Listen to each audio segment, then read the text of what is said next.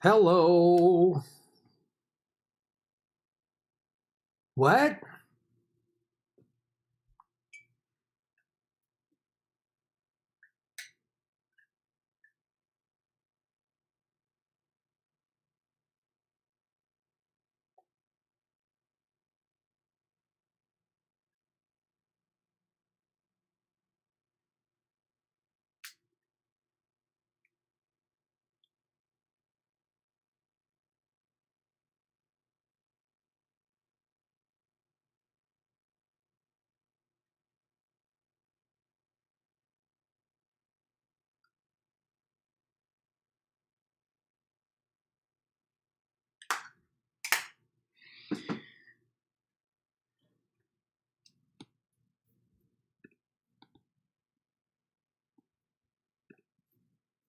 What's up, Enberg? Yeah, new mic, and I got it's on an arm now. Look at that. Bob Barker, Price is Right. You got that right, pal. Cabot, it's on a mic stand, so we'll see. I can turn. I can do this. I can do that. Might be a little different for karaoke. I don't know.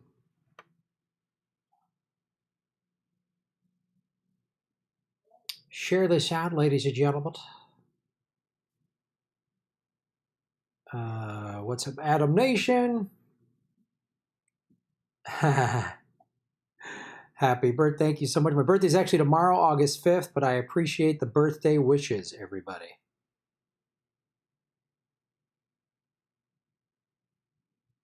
Boom.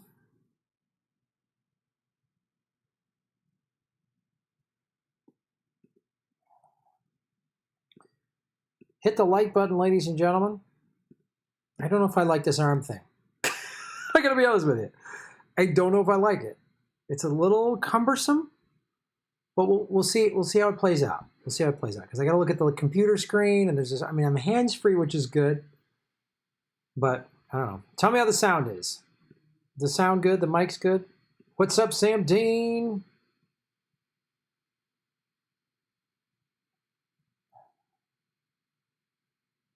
Is this new? Because this is a new mic. So this is a decent mic. It's my backup mic. My fancy mic is still back. It got back ordered twice, I was told, and finally made it to the warehouse. And I'm supposed to be getting it in the next week. So I bought a better backup because I'm going to need a good backup.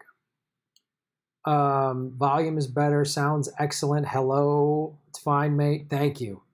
Yeah, because I was using like my buddy's backup mic, and so this is a brand new. And I bought. So I have two and another backup. So I'm going to have two backup mics and a really fancy mic. When it's all said and done, I'm going to have three mics ready to rock and roll in the event of an emergency. You love this backup? Outstanding. Sound is a little thin, not too bad, but the bass response is just so. Okay, not sure what that means. I'm sure that means something.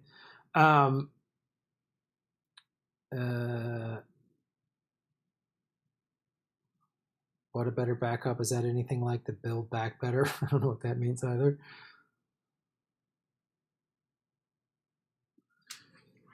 All right.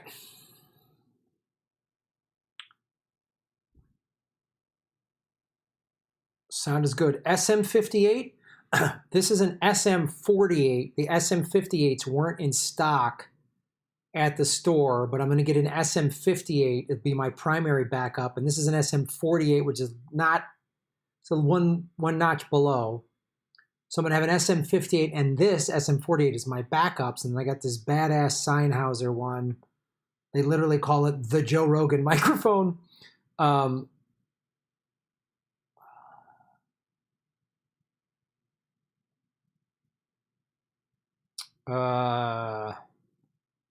Hello. Looking good inside and out. Stay healthy, man. Thank you, Hotspot, Tico. Happy birthday. Thank you, everybody. It's technically tomorrow, August 5th, but I appreciate the birthday wishes. You're all very sweet for saying that. I get this arm down. Yeah, there we go. Now I like, because there's this big arm over here. You can't really see it. It's this big army thing. So I'll show it to you. Right? So I got to have that kind of down off screen. I want the mic Right on it. There we go. Yeah, I'm a little dressed up today. Hello, hello. I might need a better arm. This arm thing might not be the one, but we'll figure it out. Hit the like button, share it on your social media, ladies and gentlemen. We're going to be bringing in a member here soon from the. Let's go. We're going to have Richard Idris on in a little bit, in probably about five minutes or so, and he's going to talk about the Draft Jesse campaign, which is to draft Jesse Ventura to run as the Green Party president.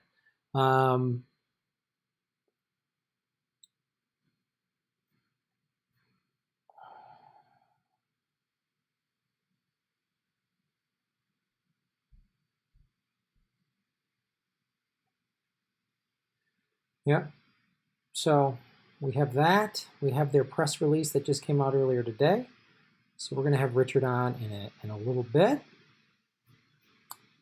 Hello, Rick, Judd, Lucky. Hello, Matt S., Wanchat, Ryan.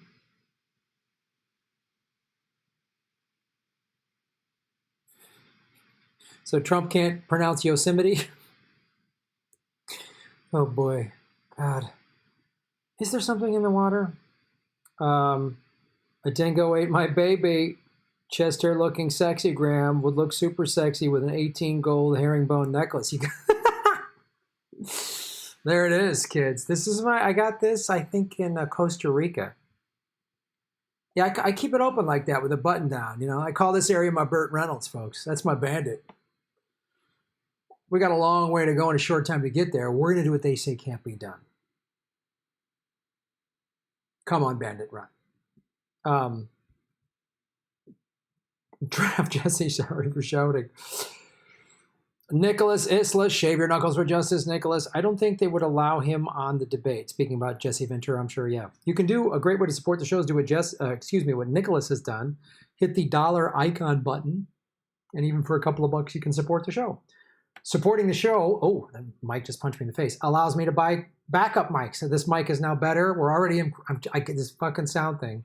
That's why I'm like, I'm going to have 3 goddamn microphones ready to rock and roll. So we're gonna keep going.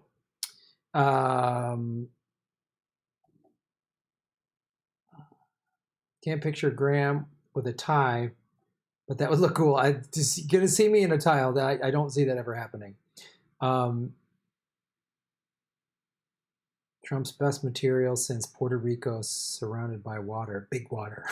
I feel like the daily number of COVID-19 in the USA is suspiciously low. Oof.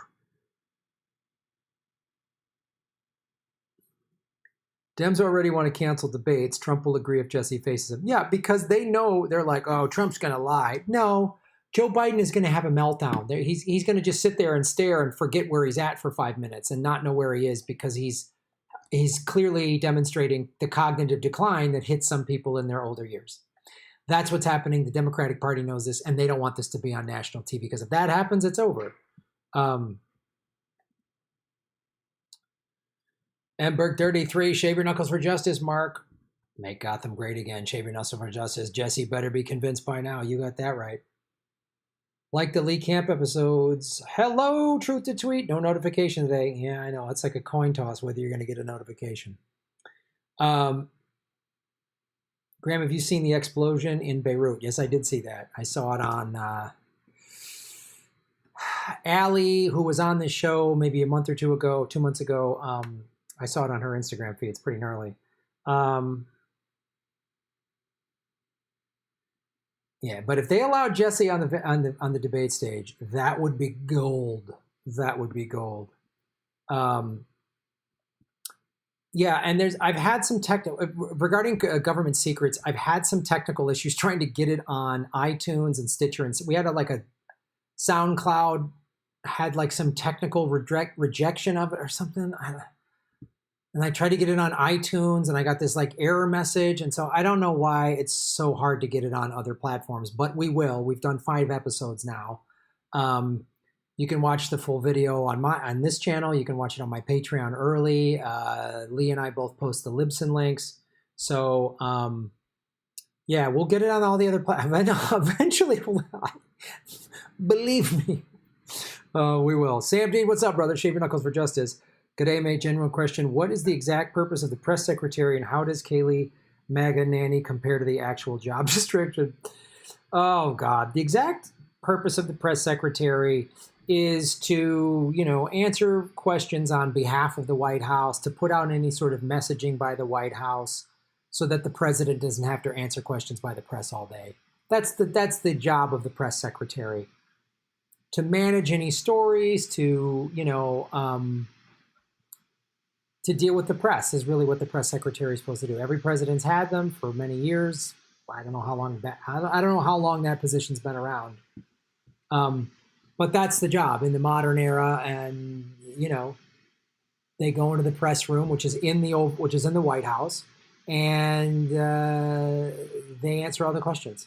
So, and now they've got this blonde girl. So, you can invite Caleb Muffin on your show. He has interesting thoughts on Biden versus Trump. Okay.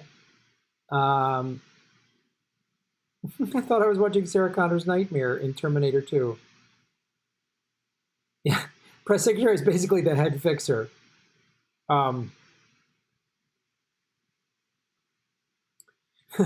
No chance they'd let Jesse on the debate stage. They handcuffed Joe Stein, for fuck's sake. You got that right. Imagine if Jimmy was Jesse's press secretary. That would be fantastic. Jimmy was asked to be a press surrogate for Tulsi at the first debate last year. That was cool. So please share this out on your social media, everybody. Truth to tweet. The 1% oligarchs running social media and info outlets don't want to hear from the kale-loving hippies like you and Lee. You got that right. Truth to tweet. Any Epstein updates? Not to my knowledge. There might have been new information released today. I've had to run around and do a bunch of errands today, so I haven't been able to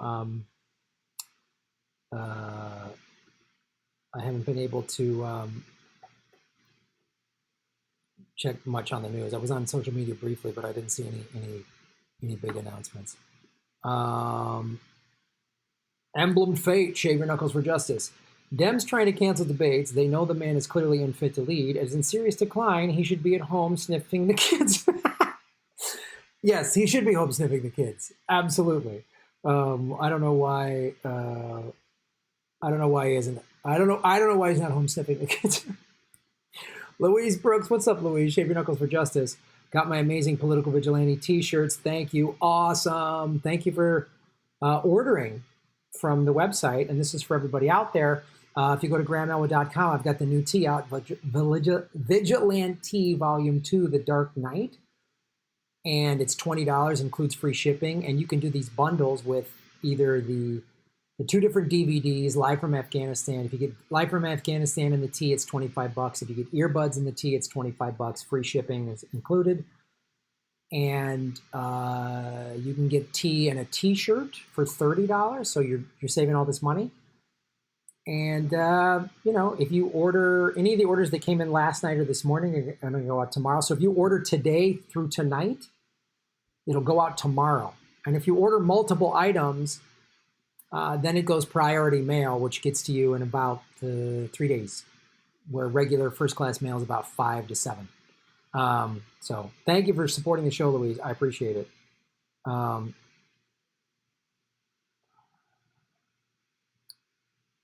Yeah, let me know if you get it. I don't think anyone got the Vigilante yet because all of those Vigilantes went out. All the Vigilantes that came in over the weekend went out yesterday, so you probably won't get them until maybe Wednesday or Thursday at the earliest. Hello, just voted in Michigan primary for Congress and local. LOL. After the Democrats, you got that right. We need some Vigilante THC. Draft Jesse, screw the duopoly, bring the military home, and spend war money on machines that clean the ocean. You got that right. You got that right. Hit the like button, ladies and gentlemen. Share this out on your social media. I'm more of a coffee drinker now. If Graham sold MCT oil, that would be cool. So this version is the first round 2 months ago was a green tea. This is a black tea. Black tea has a little more caffeine in it. If you're a big coffee drinker, I don't know, give it a shot. It's loose leaf tea. I love it. I've had this Dark Night. I've been drinking it every day for almost a week since it showed up at my house. Have I missed the vegan milkshake? I didn't have a smoothie today. I've been running around. I'm gonna probably go work out after this. Usually I work out before I do the live stream, and that's why I have the vegan smoothie. So no vegan smoothie yet, kids. I did eat a vegan protein cookie while driving around doing errands today, so that was exciting. Snowy Taco, hey Graham, you and Convo Couch have been crushing it lately. Thank you so much, and thanks for supporting indie media. Love Convo Couch, love what they're doing. Ron Placone. You know, everybody. It's really cool when you support indie media. Whitney Webb, all of them. Cat B, what's up? Amy McGrath is 17 points behind McConnell. $5 million donated by Democrats. Great investment. Jesus. And yeah, as Josh Kerr just pointed out, probably by design. Oh man, thanks for that update, Kat. All right. Hit the like button, ladies and gentlemen. Share this on your social media. Let's bring... this is a good point by Ember. Jesse Ventura would not tolerate being handcuffed to a chair like Jill Stein was. They probably wouldn't even try. Yeah, exactly. Yeah, they can do it to this nice grandmotherly, woman and her VP candidate. As Jill Stein says, we're these two like grandmotherly women. They locked them to chairs and had these big armed guards. All right, try to put your handcuffs on Jesse Ventura. I want to be there for that. I want to see you do that. He's a former Navy SEAL. I want to see you try to handcuff Jesse Ventura. That would be fantastic. Send the alien. Thank you so much. All right, let's bring Richard on the show. You guys like the new mic? It's the backup mic, but still better than before, right? God is my witness. I'm going to have the best sound on the planet. Oh, I got to fix that. I got to get that dialed in. That's my little Clark Kent right there. Dun dun dun dun dun dun dun dun dun dun dun dun. Ba ba ba ba ba ba. Ho! Let's see that, ladies and gentlemen. With the arm thing here, I mean, I like it. On the one hand, my hands are free, but then I feel a little restricted, I don't know. I don't know. There's pluses and minuses. I love the lavalier. Lavalier was my favorite, but that one crapped out, and they're really expensive, and they keep breaking, so I don't want to waste money on that.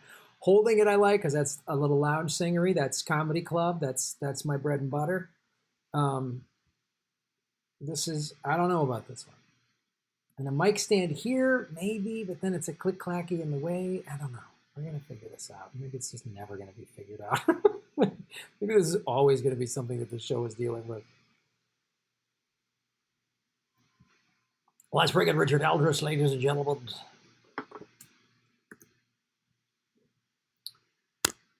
Boom. Join our Zoom meeting. How about it, huh? How about this? Right? I think I'm going to do a little surfing after this. I'm going to do a little sunset session. We'll wrap up around 6. I'm going to get in the water 6:30. As the sun's setting, I'll be catching glorious waves. Thank you so much, citizens of Gotham.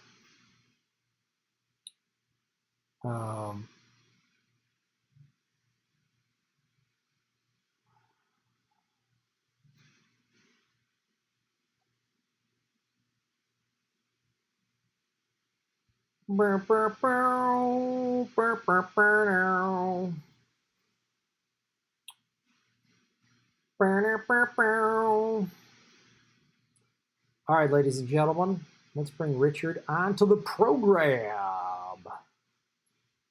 Please hit the like button. Get the likes up there as best you can. I will be. What will I do for my birthday? Don't know.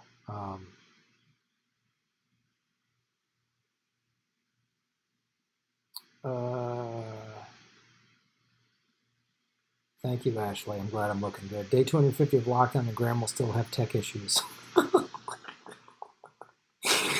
I want some consistency. I want you to feel like there's some things you can just bank on. I'm going to go live, and there's going to be tech issues.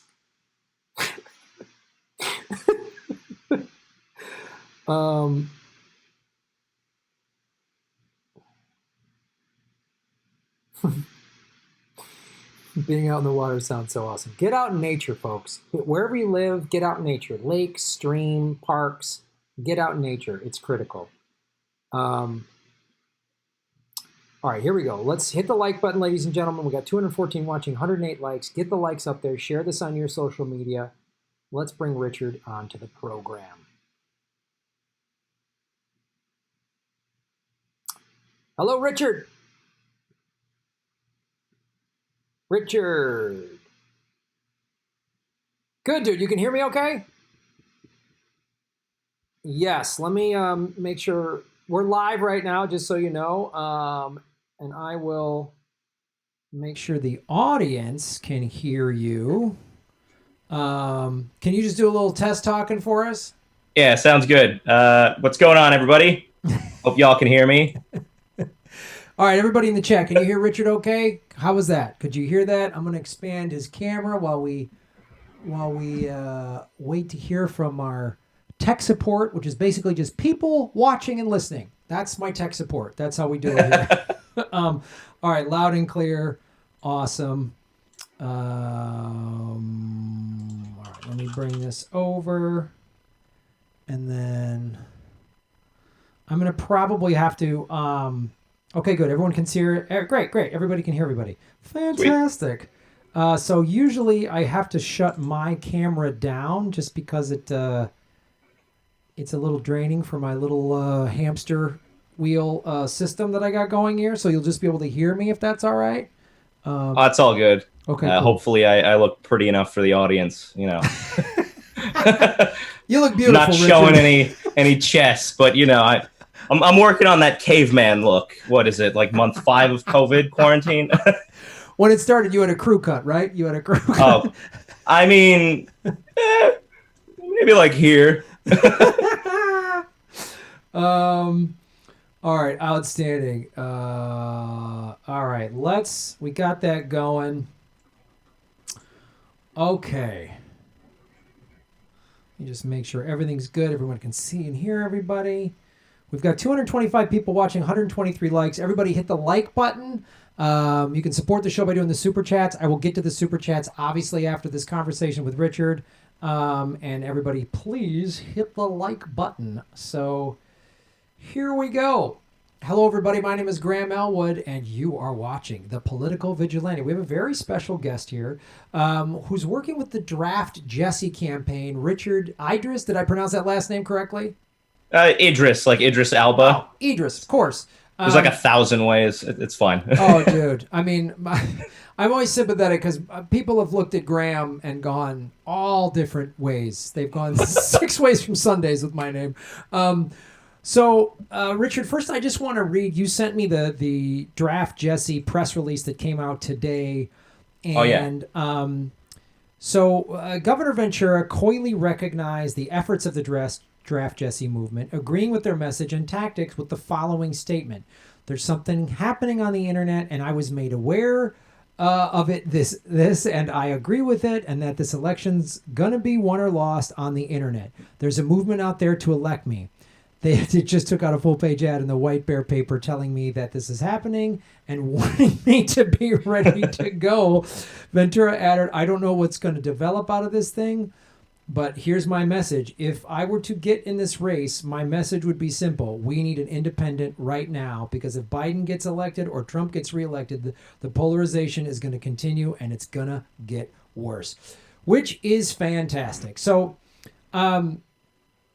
Richard, first of all, tell us, because I was doing this show live a couple of months ago, and people all of a sudden blew up in the chat. He's gonna run, and everybody was getting excited. So I would love for that to happen. I've talked about it a great deal on this show. Obviously, Bernie bailing was a huge letdown for many of us progressives. And, I've watched Jesse Ventura. I watch his show on occasion. I've done Aggressive Progressive with Brigitte Santos, who I have a lot of respect for as well. And I've also just sort of seen over the last 20-some years his evolution from just sort of a typical libertarian to way more left, way more green energy, way more all the things that most of us progressives really like. So I wanted to bring you on the show because you're very much involved in the Draft Jesse movement. So tell us, as it stands today, August 4th, where are things and what are your guys' actions and tactics? Oh, yeah. So, well, to this point, the original announcement that Jesse had made was when he was testing the waters to run within the Green Party to get their nomination. And an interesting fact that a lot of people miss is he actually polled at 18%. He mentions that it's a Fox News poll, but we've never been able to find a link to it. I've also heard that there was internal polling done. He polled at 18% without even having an official campaign, which was a pretty exciting statistic. Yeah, right? That took me by surprise. And that was back in late April, early May. And so right around then, a movement had formed within the Green Party that a lot of us had volunteered for to draft Jesse to be their nominee. The long story short in that regard is that nomination process was a mess. It was pretty much a Howie Hawkins coronation. There's a lot of details on Twitter. If you follow like the hashtag Clean the Greens, there's an FEC complaint against the Green Party. Right. But the Draft Jesse movement decided to continue on because Jesse always said that we need an independent president. And it was always very clear that the parties were, to him, a tool to get ballot access more than they were themselves the end goal. So hold on a sec, Richard. And so what you're saying now is the Draft Jesse movement is now not with the Green Party, and that's just to draft him to run as an independent. Yeah, that's correct. Oh, outstanding. Because there's a lot about the Green Party that I like, but I've talked at great length on this show. All the stuff with Howie Hawkins and the infighting is just like, I don't want a third party to be just as corrupt and ridiculous and petty. Well, yeah. Like the other two dumb parties. So that's huge. That's huge that because I think personally the Greens should focus on, this is a separate conversation, but I think the Greens should be focusing on getting Greens on city councils and state legislatures. That's how they could really affect change. And like Kashwama Sawant is just a socialist who's on Seattle City Council, and she's done more. Yeah, she's done a huge amount. She's done more than any of the squad or anybody else has done on the federal level. So, I mean, they just virtue signal, right? And then back Papa or Mama Bear anyways,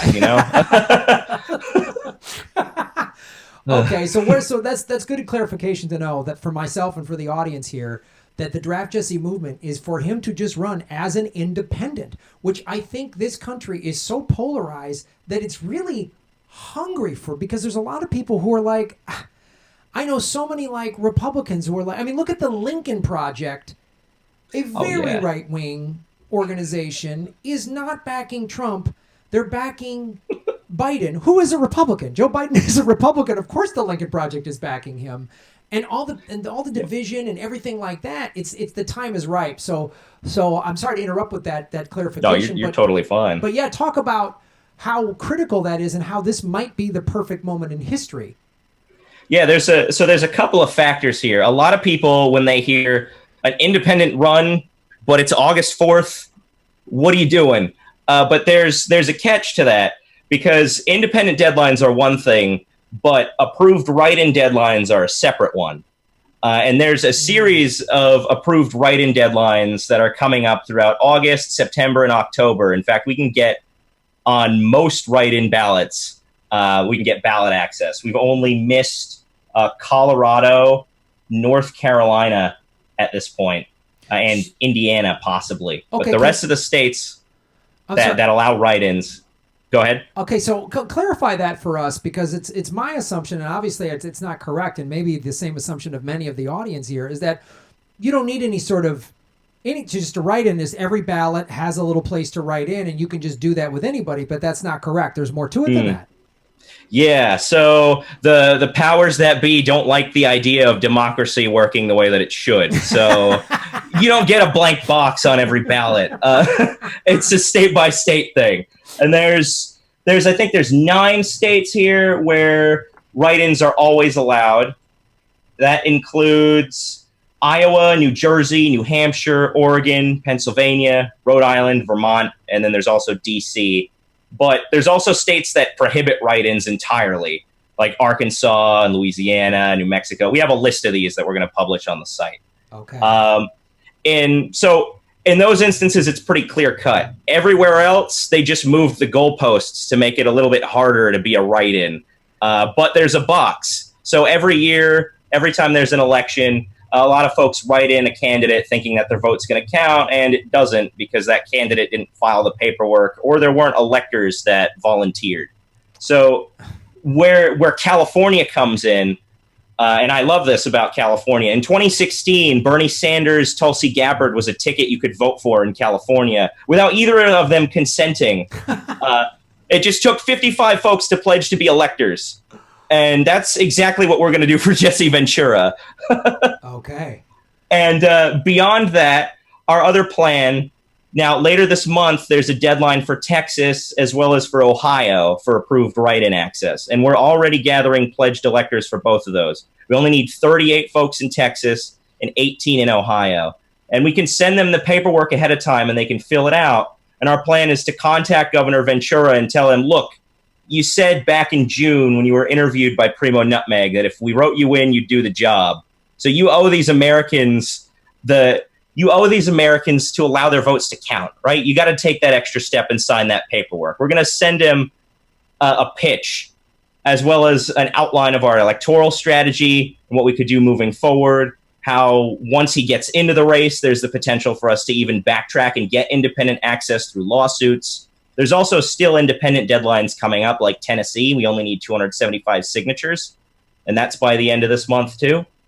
So there's lots of ways that we can still make votes for Ventura across the country in about 38, 39 states or so count, and that's more than enough to win the election. I believe it's around 440 electoral votes that we would be eligible for. Wow, and you need 270 to win. So, okay, Yep. So we'll say this several times throughout the show, but tell everybody the website. Anybody who's in any of these states who's watching and wants to get involved or be one of these electors, tell them how they can do that. Yeah, if you want to get involved, go to draftjesse.com. Real simple, draftjesse.com. And you'll see at the top, there's a big bar, volunteer to be an elector. Just click that. It'll take you to our volunteer form. You put in your contact info, and then we'll reach out to you with the forms that you need to fill out.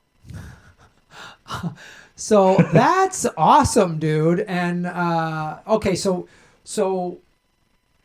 and I believe Jesse is a man of his word. That he's like, if everyone does this, I'll run. I mean, I'll do it. So there's some history people should know about that because he didn't plan. He never had intentions to run for governor. He was just kind of playing coy, making comments on his radio show, saying, you know, maybe I ought to run for governor. And he was criticizing different policies of the current administration.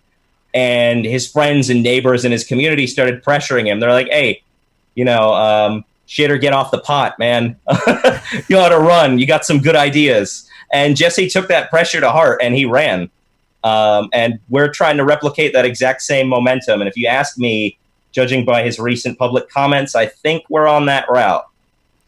Yeah, because again, like you say, 39 states, that's 400 electoral votes. And I mean, I think it would be revolutionary in the sense, and it would be like unheard of because he would probably like win California, win Texas. He would win across these lines that typically have been drawn between these two corrupt parties. Oh, that's a red state. That's a blue state. And no more safe states if there's a Ventura candidacy involved. Yes, it blows up. I love that. The swing states like Ohio and Florida and all right, so what else? Is there anything else that needs to be done in terms of getting ballot access? So, well, the main thing is getting pledged electors and getting Jesse's signature. For write-ins, that's about it. Most states don't even charge a filing fee. If there is one, we'll fundraise for it, or we'll just pay it out of pocket and get pledges later to cover the costs. We've almost never fundraised the entire time that we've ran this PAC. The only time we did was to put that ad in the paper It was about $950. They cut us a deal. They charged like $1,600 plus normally. So we got folks on our side, and we crowdfunded those donations with small dollar donations. We asked folks for $5 and $7, and that took about a day and a half. So thanks to everybody who donated. That worked. We got on Jesse's radar. Mission accomplished in that regard. Yeah, because that's the thing. I think a lot of people are just sort of like, oh, this seems like a novelty or whatever. But if it gained momentum, you would have a bunch of people going, I'm in. And, oh, yeah. And we already have a ton of people like that. They're sitting on the sidelines. They're like, when this thing picks up, I'm ready. I'm ready. Yeah. And I think exactly. It would become a rallying cry at a lot of the Black Lives Matter protests and the, what's going on in Portland and the rent strike protests. Because the thing I've seen, and I've talked about this with so many independent journalists, in these 2 months of protests, none of us have seen Joe Biden 2020 shirts or signs at any protest. Not one. I mean, we see I see way more like, F Trump or whatever, but nobody's like, Biden's going to do it. They're all just like, all right, I guess we'll vote for this guy who says he'll just tell cops to shoot people in the leg. Whereas, amazing. It's another, and we don't need to spend any time on this because I've done enough on it, but it just goes, had Bernie stepped up, everyone would be chanting for Bernie at these rallies. So if this happens, people would be like, we're ready, because what is happening in the streets and in social media as well is everybody's like, we're done with the old structures of any of it. I don't care. We're ripping down statues. We're saying defund the police. We're saying where's the money for homelessness and schools and everything like that. And we're done. And when you look at these two, the two worst, I mean, almost Biden is even worse than Hillary, because he doesn't, at least Hillary, who corporatist, warmonger, all that, at least there was it would be the first female president. And that's not a small thing. That's not a small, all the criticisms of Obama, and I've done hundreds of them on this show, it's not a small matter that America voted overwhelmingly for a black president twice. So that was significant, what Obama did, and that he got America, which is a very racist and divided country, but you saw America was willing, like, yes, we're ready for a black president, we're ready for a female president, and Biden inspires nothing. We're ready for the first president to openly have dementia because Reagan didn't have it till the second term. Like, what are we're ready for nothing to fundamentally change. Yes. That's the rallying cry. Woo. Nothing 2020. Nothing 2020. Just won't be. It'll be a quarter inch, not as horrifying as Trump. That'll be the big rally cry. Like, because he'll keep federal troops on the street. People seem to forget. Oh yeah. Obama. Folks forget what Obama did. Exactly. Yeah. We have short memories in this country. So, Richard, what else is your organization doing, and what else can people do to get involved? Well, we're spreading the word on social media. We're contacting as many media outlets as possible. I'm always sending press releases left and right. We even got covered in Breitbart, which surprised me. No one contacted them. But that piece has been shared over 12,000 times, and the comments are a treasure trove, to say the least. But I think so just to interject, the fact that Breitbart says this shows you how there's a bipartisan appeal. There's a bipartisan appeal, and Jesse, because he's an ex-Navy SEAL, because he was a libertarian as governor, and but people will listen to Jesse Ventura tell you, I'm against war and I'm for Medicare for all.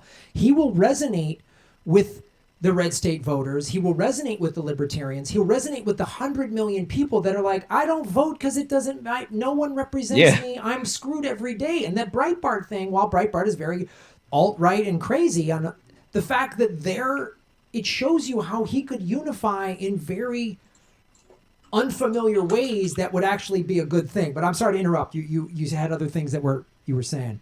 No, you're totally fine. One thing that Ventura himself underscored when he was on Primo Nutmeg back in June was that this election cycle is going to be an interesting one in that a write-in candidate has a unique possibility because folks are going to be filling out their ballots largely on their kitchen counters, not in a polling station. So there's not going to be the pressure to fill out a ballot in less than 5 minutes and get out and back to work. Folks can actually sit down and read things. And in a lot of states, when you're an approved write-in candidate, you get listed either in the voter information pamphlet or on the ballot.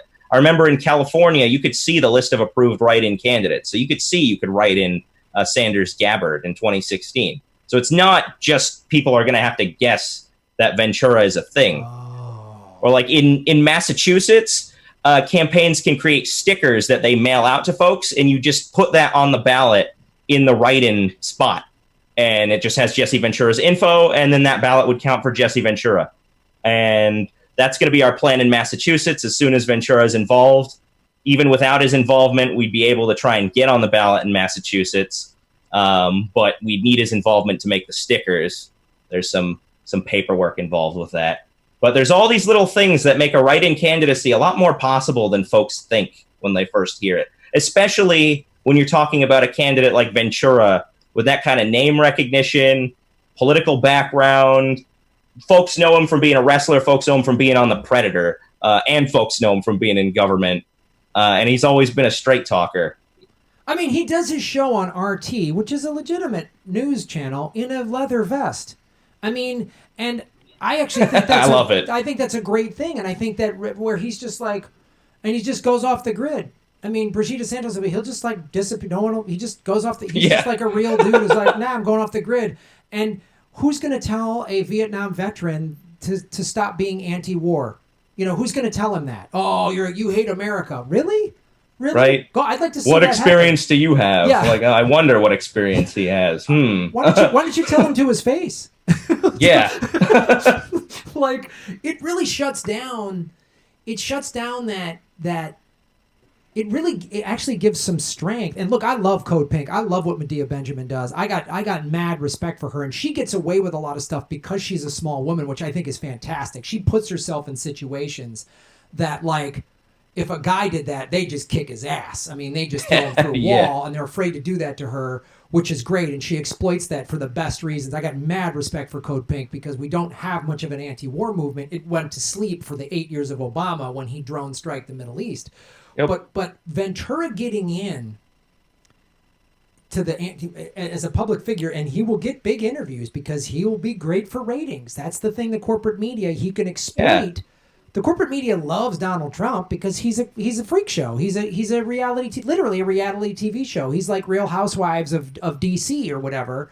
What Ventura brings to the anti-war movement is like the Joe Sixpack regular guy will hear that guy probably won't listen to somebody, unfortunately, and this might be because of sexism and patriarchy and all that. Unfortunately, he might not be willing to listen to an anti-war movement coming from a sort of traditional lefty like Medea Benjamin or even myself. But Jesse Ventura says I agree. I mean, he's going to bring all those people, I think, that voted. People forget on the left that Trump ran on an anti-interventionist campaign. He has lied about it. He hasn't done it at all. But many people in the red states and in the rural areas, it was their kids who signed up for the military because there's no college or jobs or anything there. And they were the ones who were like, why are we in all these wars? So when Ventura says it, those folks are going to listen. Us hippie lefty vegans, we're on board with whoever says it. But he's going to really maybe unify and I've had this conversation with Peter Lavelle, who's openly conservative on RT. I've said, Graham, this is where progressives and conservatives unite, is anti-war. So how do you see that playing out? Oh, yeah. I mean, pretty much take the words right out of my mouth. Like that, it's Ventura's ethos really has the ability to bridge that divide. There's been like this pressure on the right to push kind of this anti-intellectual agenda, right, for decades. And it's not to say that folks on the right are stupid, but we literally speak different vocabularies on a lot of these issues. Mm-hmm. So someone who can speak across those different framings, right, is huge for the movement. And honestly, that's been one of the one of the main goals of neoliberal capitalism has been separating the far left and the far right, because both of us think that this war is full of shit, right? The imperial state needs to come to an end. It's not sustainable. It's damaging our environment. It's putting people at risk at home now. We've got what looks like Trump's going to make another false flag out of what just happened in Lebanon, even though it seems like we know Israel did it. So I don't know what the hell is going to go out from that. It's a mess. It's you bring up an excellent point, and that the ruling class has done a fantastic job to keep the far right and the far left divided when they're actually closer on many more issues than they probably are aware of. I mean, they're very close on labor. They're very close on anti-war. And if there's people listening who wince when you say that, like that's kind of the point. That's what we've been indoctrinated into, is to wince at that. Right? This whole like anti-rural sentiment, like, oh, everybody who's in the South is backwards kind of deal. It's folks just speak in different registries. That's it. We have similar values. We just need to get past all this bullshit we've been fed. Yeah, well, they're fed they're fed that we're all a bunch of godless, whatever Marxist, whatever they think we are. We want to. Socialism's a dirty word, you know. It's right. They've been told that socialism is the same as Stalin era totalitarian communism. They've been told that it's a lie, and we've been told that all these rural states, they're all just dumb, gun-loving, Bible-thumping idiots. And it's like Ventura would bridge that gap so much. It's why both parties are so effectively used by the ruling class to keep everybody divided. They use the Second Amendment and family values to get red state voters to vote against their own interests, vote for people like Trump and Mitch McConnell, and they use identity politics to get the left to vote for people like Pelosi and all these other and Obama and all that stuff. And so he really poses a unique thing that kind of we hoped Bernie was going to do in 2016. We kind of hoped, and I remember Cornel West and Chris Hedges says he missed his opportunity in 2016 to run third party. Yeah. So if Jesse does this, and it's good that it's Biden, because no one can say, oh, he's trying to prevent a woman from being president or whatever. Yeah, there's no sexism involved in these debates, No. He can't wag his finger and get told he talked down to a woman when he's on that debate stage. No, he can't. And he'll pull high enough to get there. That's the other thing, too. Hawkins ain't going to get there. Jorgensen's not going to get there. Nobody knows who those people are. Yeah, no offense to Mark Charles, but he's not going to get there either. The names you just listed, the average American has no... You and I know who they are, but the average American has no idea who they are. Everybody knows who Jesse Ventura is. Everybody. I could find an intellectual, at MIT and a truck driver in Oklahoma, and they're both going to know who Jesse Ventura is. And that's how powerful that is. So again, as we wrap up here, tell everybody where they can go, how they can get involved, and what else needs to happen. So, well, again, for folks who are tuning in, you can go to draftjesse.com in order to learn more about our movement. We right now are recruiting pledged electors for California, Texas, and Ohio, and we're signing up folks to get the paperwork for those states, as well as the rest going forward. We need 55 folks in California. We can put Jesse on the ballot, even if he doesn't sign any paperwork himself. Sanders was on the ballot the same way. So we need folks to pledge to be electors. So go to draftjesse.com. You can also see our trailer there. A lot of folks love that. I call it a trailer because life feels like a movie, but I guess we're supposed to call it an ad. I think trailer's more appropriate. I think we're living in some sort of dystopian Marvel movie or something. Yeah, my God. It's like we're in a story where every single bad decision possible just keeps getting made, right? That's what it feels like.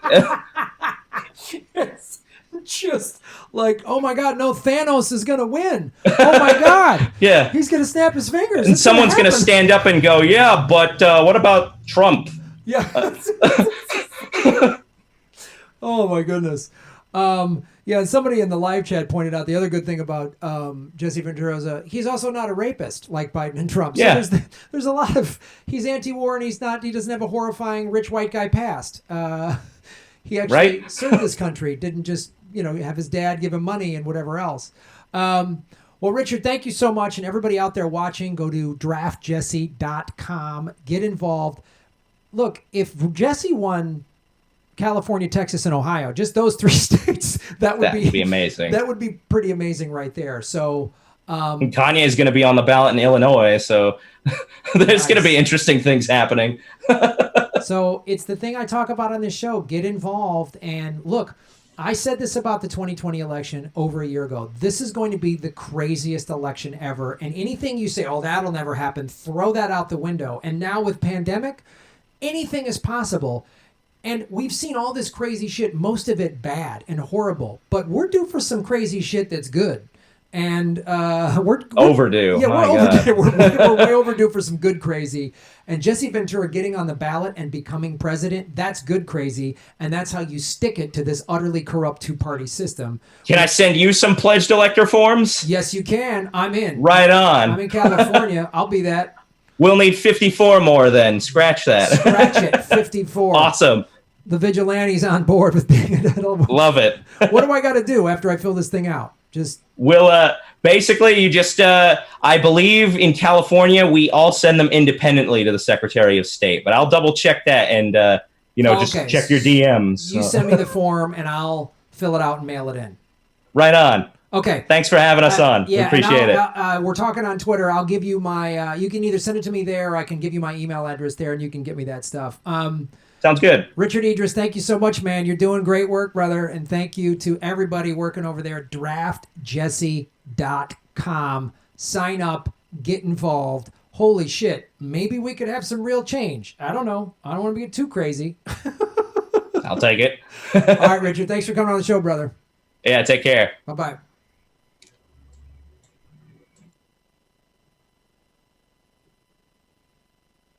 Well, how about that? Little ray of sunshine. Thank you, Emberg33, for helping to set that up, man. This is why we're the community. You're all political vigilantes. Emberg33 has been heavily involved in the Green Party, got involved in this Draft Jesse thing. He's been hammering me, Graham, have Richard on the show, have Richard on the show. Boom, we set it up. Bing, bang, pow. Look at that. Vegan guns, kids. So that was awesome. Graham for Jesse's VP. Now that Richard's done talking, am I echoey? Tell me how my sound is. Is Jesse pro cop? No, he's very. Go to Jesse's, watch his interviews, watch his show, The World According to Jesse on RT. Watch that show. He's very anti-authoritarian and everything. I sent him to be an elector. There is an echo. Okay, great. Let me shut that down. Thank you for telling me that. All right, I shut down now. Is the echo better? Now that I put the 2 fingers up there, is the echo better? Yes, a little echoey. Jesse is not pro-cop. Yes, it's echoey. Jesse is fairly. You sound fine. Some echo. Actually, there's a very slight echo on Graham's voice, but it sounds better this way, kind of like reverb on his voice. Slight reverb, some echo and low, better. That just got it fixed. Yep. All right. So I've got this all figured out on OBS, and I got to just remember this, and maybe I'll talk to Kate as one moderator when she can watch the show.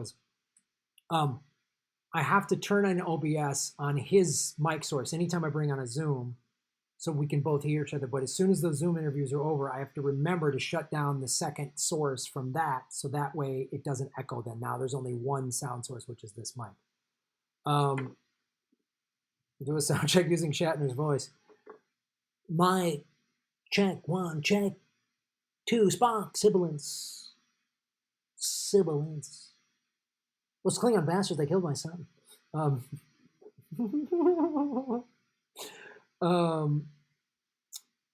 Great way to support the show. Hit the like button. 354 people watching, 215 likes. Isn't this fire?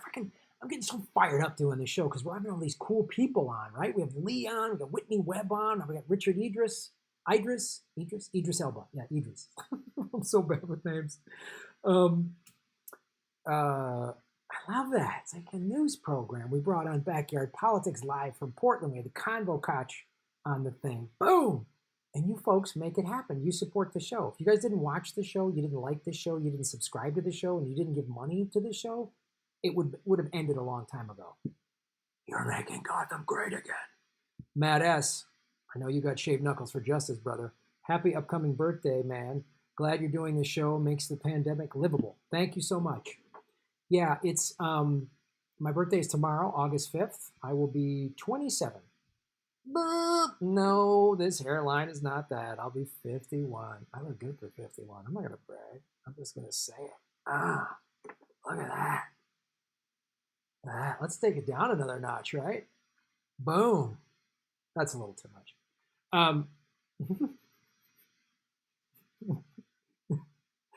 I really appreciate you saying that, Matt.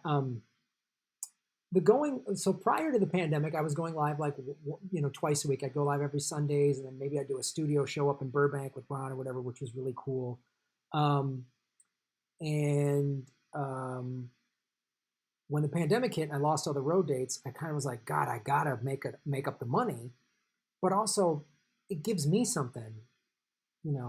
Those first two months were brutal. I mean, for all of us, I was alone every day. It was rough, and so 5 nights a week I could come connect to you folks. It was good for me too. It's helpful for me, and now I'm just in this groove where I go 5 days a week. I dig it. So.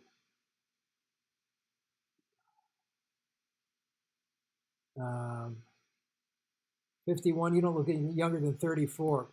That's what I'm talking about.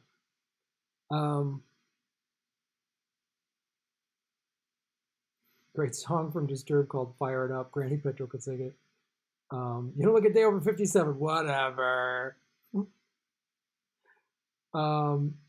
Haystacks Calhoun for VP.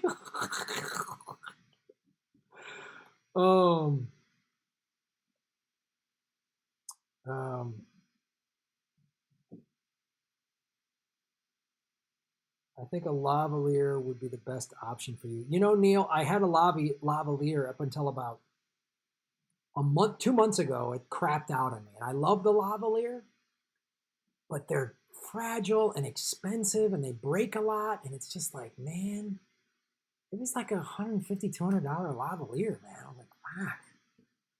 I like the lav, but man, and then there'd be an echo and there'd be a weird feedback. So I'm down with the lav, but man, there's a lot of lav's high maintenance. You know what I mean?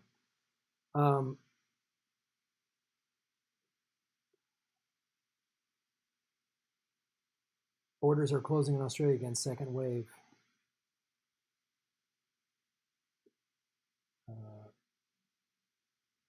Truth to tweet. Do you ever remember being 27? I do. I do remember being 27.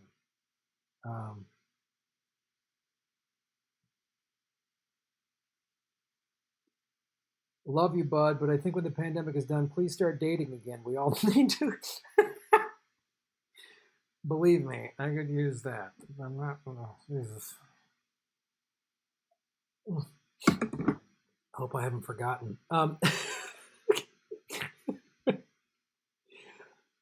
Becca, see ya. Shave your knuckles for justice, Becca. What's up? 344 watching, 234 likes. Hit the like button, ladies and gentlemen. Hit the like button. Let's do a segment. You guys want a hot, fresh segment?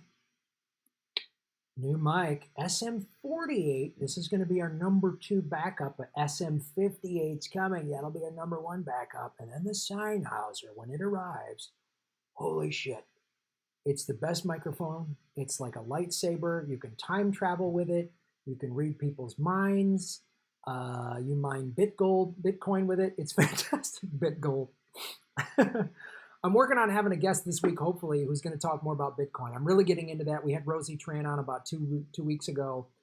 If you have it, please watch that again, because I'm learning more about cryptocurrency, and so should you, because our little fiat house of cards is going to collapse. And don't get like, if you can buy some Bitcoin or any cryptocurrency, I would do it, because Bitcoin, I'm worried the banks are going to go belly up and there's going to be a run on the banks, and the banks are going to say, oh, we don't have your money anymore. Sorry. And that's nuts. Dan Alfs, what's up, Dan? Shave your knuckles for justice. Hey, Graham, great interview. Hope you talk to Jimmy Dore about Jesse soon. I will. I will tell Jimmy and Steph to have Richard on their show for sure. Becca C, what's up, Becca C? Shave your knuckles for justice. I like that. Nice.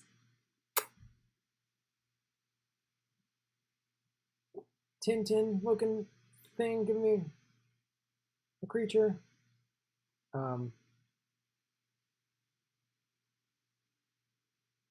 was an awesome interview. I'm like, you like it. Hot cabbage sounds good, like kimchi. Howie Hawkins is live streaming now on Twitter, and I'm the only viewer. LOL. You know what? I hate to tell you this, Howie. More people know me than know you. Oh, I should be the Green Party candidate.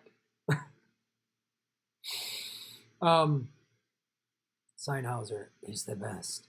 Seinhauser, you are the best microphones that ever been made for the fatherland.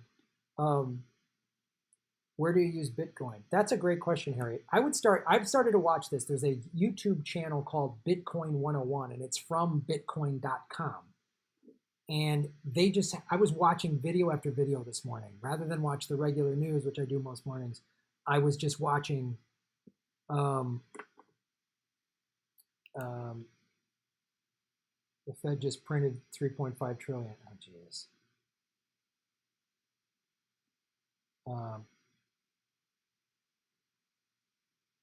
So you can use Bitcoin. There's more and more places that use Bitcoin. Here's the thing: what Bitcoin does is you don't need a third-party intermediary, right? So let's say I have a PayPal button.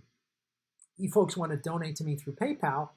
You send your money to PayPal. PayPal takes your money. They take a percentage, and then they give it to me. In Bitcoin, we just go, and I have a Bitcoin wallet. It's in my show notes. And there's a minor fee. And we just go, it's like a cash transaction between you and I. And it's blockchain, so you can't hack it. And it's just us. It's revolutionary. So Bitcoin is not a Ponzi scheme. So I'll give you a quick history here. So the United States used to, and for thousands of years, governments and societies, used gold and silver to trade, and right, they started to. So the U.S. dollar used to be backed by gold. We had a bunch of gold reserves at Fort Knox, and literally the old bill, like a $20 bill, used to say this is a gold promissory note. So if I gave you $20 bill, it was backed by $20 worth of gold at Fort Knox. So we had whatever, let's just pick a round number, $10 trillion in U.S. currency, and so we didn't print any more than that, right? We had to add more gold to Fort Knox right? So in 1971, Nixon took us off the gold standard, which was a disaster. And what that did is now our currency isn't backed by anything, which is why the Federal Reserve can just print money and give it to Wall Street or whatever. Now, I have a whole MMT playlist. I suggest watching that, which will help you learn more about the Federal Reserve and modern monetary theory. So Bitcoin and blockchain can revolutionize everything. Voting, like real estate transactions, all of it. I'm learning more and more about it. So go to Bitcoin 101. It's from bitcoin.com and just start learning about what it is. And if you can buy a little Bitcoin, do it. You can convert some of your cash to Bitcoin because I'm feeling that Bitcoin is going to go through the roof. This is my opinion, and I'm not a financial advisor. Just what I'm learning. Cryptocurrency is going to do better because the American economy and the dollar. And I've talked about this a lot on the show. All these wars are started by the petrodollar, right? I've talked about how China stopped using the petrodollar and they used the petro yuan. I talked about how China and Russia and about a half a dozen other Central Asian countries back in March of this year, March 13th to be exact, signed an agreement that they're no longer going to buy and sell physical consumer goods using the US dollar. Because right after World War II, we established that we were the number one, we were the trading currency that everyone was going to use. So like if a company in Kyrgyzstan was selling something to a company in India, they would sell that using the US dollar. They got rid of that. So we're losing our power, we're losing our hegemony, which is why we're doubling down on all this authoritarian stuff, and we're saying China's so awful. Not that China's some, benevolent country, but there's no way they're worse than us. So it's another reason why, for me, I want cryptocurrency, man. Or metals too. People are talking about investing in metals, but that's just my opinion. But do your own research. Do your own research. That's why I had Rosie Tran on the show, and I'm gonna have this guy Isaiah on the show. He has a podcast, I think, called the Crypto Gentleman or something like that. I don't know. And he's got this book about how Bitcoin and cryptocurrency can help the Black community. And it's really revolutionizing third world country because there's somewhere in the neighborhood of like 2 billion people that don't even have access to bank accounts. So in countries like India, they don't have access to a traditional bank account, but everybody has a smartphone. And so it's really revolutionary. So I would do some research on it. Tisha T, what's up, Tisha? Shaving Knuckles for Justice. Did you watch the Joe Rogan with Peter Schiff? Oh God, I keep forgetting to watch that. You guys have all asked me to watch that for a while, and I apologize. I'm sorry. About why the banks wouldn't help with preventing foreclosures after the bailout. I will watch that. I promise you. I keep forgetting to watch that. You're like the 10th person to bring that up, Tisha. Thank you for supporting the show. I will watch that. Harry C. Smith, you're making Gotham great again by shaving your knuckles for justice. Invest in metals too. Yes, you hear Melbourne has mandatory mass in public and 8 p.m. effing curfew now too. P.S. Check your email for panoply of UFO secrets. Oh, okay, cool. I will. I get a lot of emails, but I will. I will check that out, Harry. Thank you so much. Yeah, I keep hearing updates from you and Sam Dean and other Aussies who watch the show that Melbourne and the whole state of Victoria is really going back to crackdown. So stay safe. Just wear a mask. Wear a mask. Wear a mask.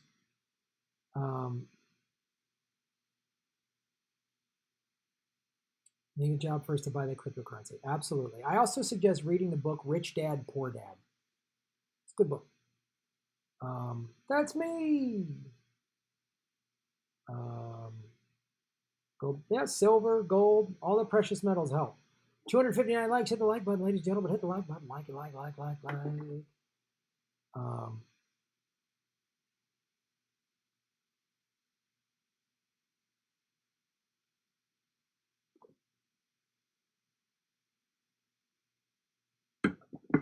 Bitcoin can be hacked. The open architecture and third party and the miners have hacked it. Bitcoin hacked many times. I think my understanding is like these third party apps and places to store your Bitcoin, like Mir Wallet and Bitcoin Wallet and Coinbase and stuff like that. Those places can get hacked. Which is why they really suggest using, and I'm just getting one myself, or just got one. It's called a cold wallet. It's literally like a piece of hardware. So do a lot of research about it, but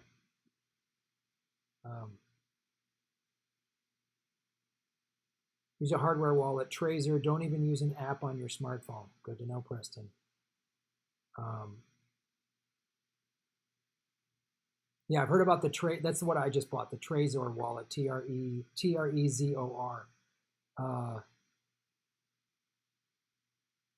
Yes, the coin stays on the blockchain. And buy your wallet from the original vendor. Yeah, go to Trezor. I think it's like trezor.io or .com or whatever. They make it.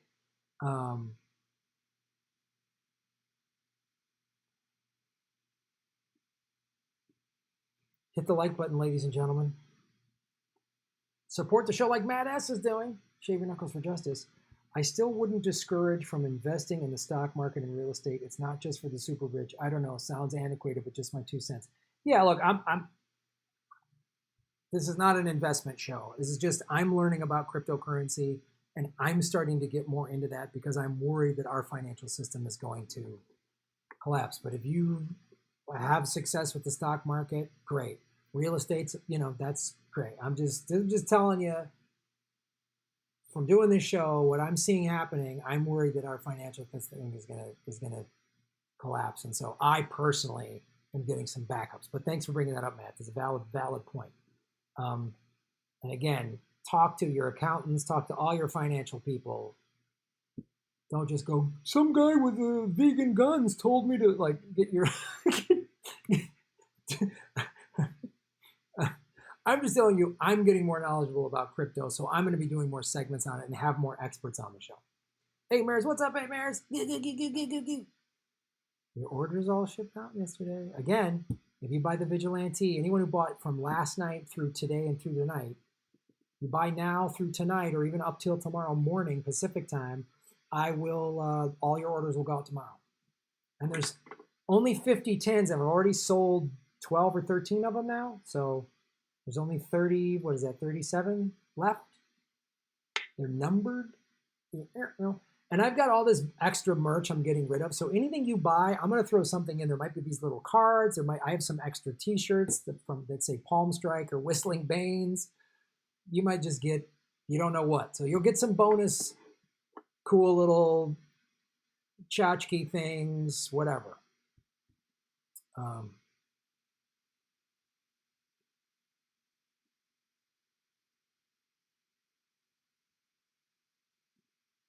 Zachary Tietjen, what's up, Zachary? Shave him, brother.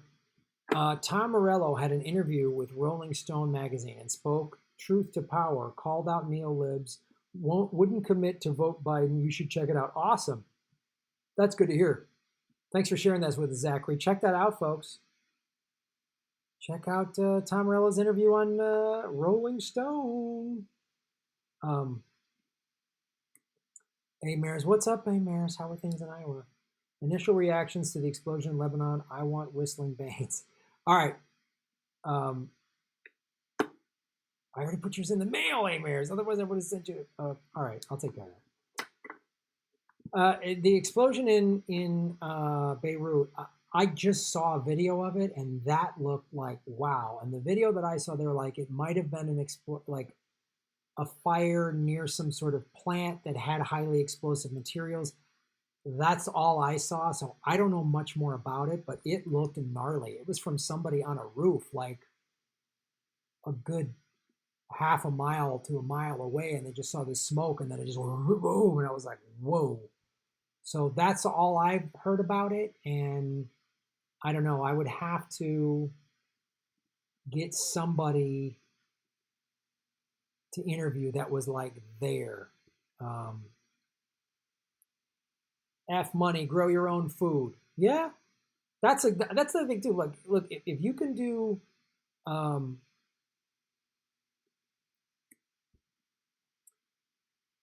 mean, and we've talked about permaculture before on this show. It's been a while, but you can do permaculture in your apartment. I haven't figured that out yet, but I know it's easier to do than I think. But if you have a backyard, grow your own, for starters, grow your own food. Get more self-sustaining, get off the grid more, because look right now, imagine you lost your job and money's tight and you haven't gotten your unemployment yet, but you could grow your own food. Start planning ahead, man, because we can't trust this idiot government. These two dumb, corrupt parties that only care about Wall Street and their ice cream fridges. Like, we can't trust any of these worms. Seth Peterson. Seth, what's up? Thanks for supporting the show. Appreciate the big donation, brother. You're helping all the people who can't afford to do it. Graham, you're awesome. It's hard to find people who will tell you what you need to hear and not what you want to hear. The truth sets you free from the shackles of falsehoods that are beat into our heads since childhood. It's so true. We've been all lied to, man. Like, we've all been propagandized. It's like, it makes me mad when I went to Russia and I really found out how much they suffered during World War II. They lost 20-some million people. Millions of military folks, and then a good 15 million or more civilians.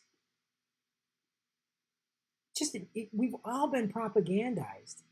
We've all been lied to. It's why, like, when I hear the right-wingers like, socialism, the communist tanks, or Soviet Union's coming, I'm always like, I get it. You were told this. And there's no other counter narrative that you're hearing. We've all been told this. I think about just myself personally. I was a not all cops are bad guy. I was a few bad apples. Most cops are good. There's a couple bad apples, and they sort them out. But the cops are pretty good. We need the police. I thought that. Then you just can't argue with video after video after video, and the laws and the racism and the Klan members in the police department. I mean, so yeah. So thank you for supporting the show. Tisha T, boom. What's up, Tisha? If an alien from outer space asked you to take him or her to our leader, who would you pick? Jesse Ventura and Jill Stein. I'd say these two. These are the ones you need to talk to. Because if I take them to the actual leaders, they'll go, wow, you guys are idiots, and either fly away or they'll just like nuke us or whatever. I don't know what, but I wouldn't. I would take them to like, oh, Medea Benjamin. She's our leader. she can help you out. Who's that guy in the White House? Those people in the Capitol building. Yeah, I don't know what they do. They just like, nah. Isn't Nancy Pelosi the head of that one part? Nah, they don't. They're just, they're crazies. They just dress up. They're like actors. They're not real. Yeah, talk to them. That's what I would do. Oh, God. Emblem Fate, Shave Your Knuckles for Justice. Do you actually think Biden will cancel the debate? Well, Biden is not going to cancel the debate. The Democratic Party is going to cancel the debate because there's no way they can afford to let him on stage. They know how bad his dementia is. They know it. It's obvious. His staff around him, they know that they put him on camera in a 2-hour debate, especially with Donald Trump. Bernie Sanders played nice. In that March 15 debate, Bernie should have handed Joe Biden his lunch. And Bernie did. You know, my good friend Joe Biden, my friend Joe Biden, my good friend Joe Biden. Trump won't. And Trump will embarrass the shit out of him. That's even if he doesn't forget anything. But there's a strong possibility somebody that's on cognitive decline at that age, it gets worse and worse, that Joe Biden could just suddenly forget in the middle of the debate where he's at. And they can't afford that.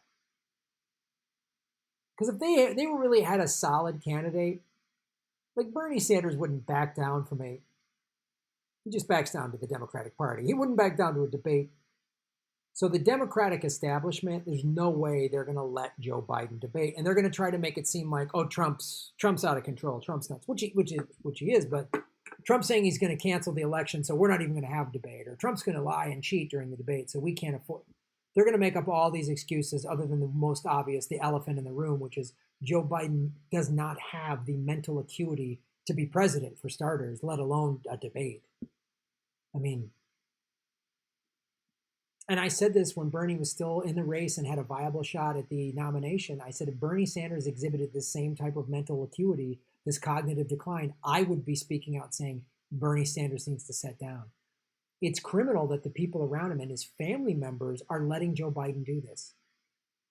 It's just, first of all, cruel to him as a person. Not that I'm a fan of Joe Biden and his policies, but he's an old man with dementia. And it's not safe for the United States. We can't have the president of the United States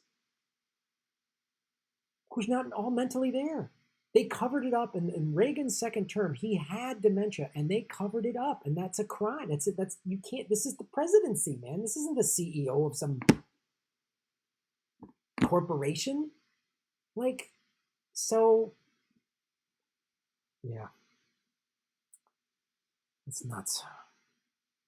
Hit the like button. Matt S. Shave Your Knuckles for Justice, Matt. I'll invest in kale, arugula, and vegan guns incorporated. I hear that stock is doing nothing but gangbusters. Oh. Yes. Yes. Biden would mistake the podium for a urinal.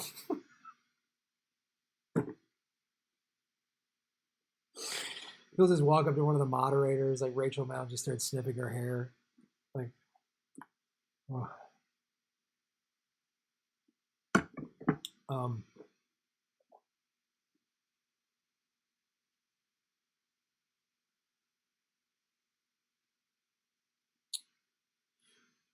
Let's do a segment.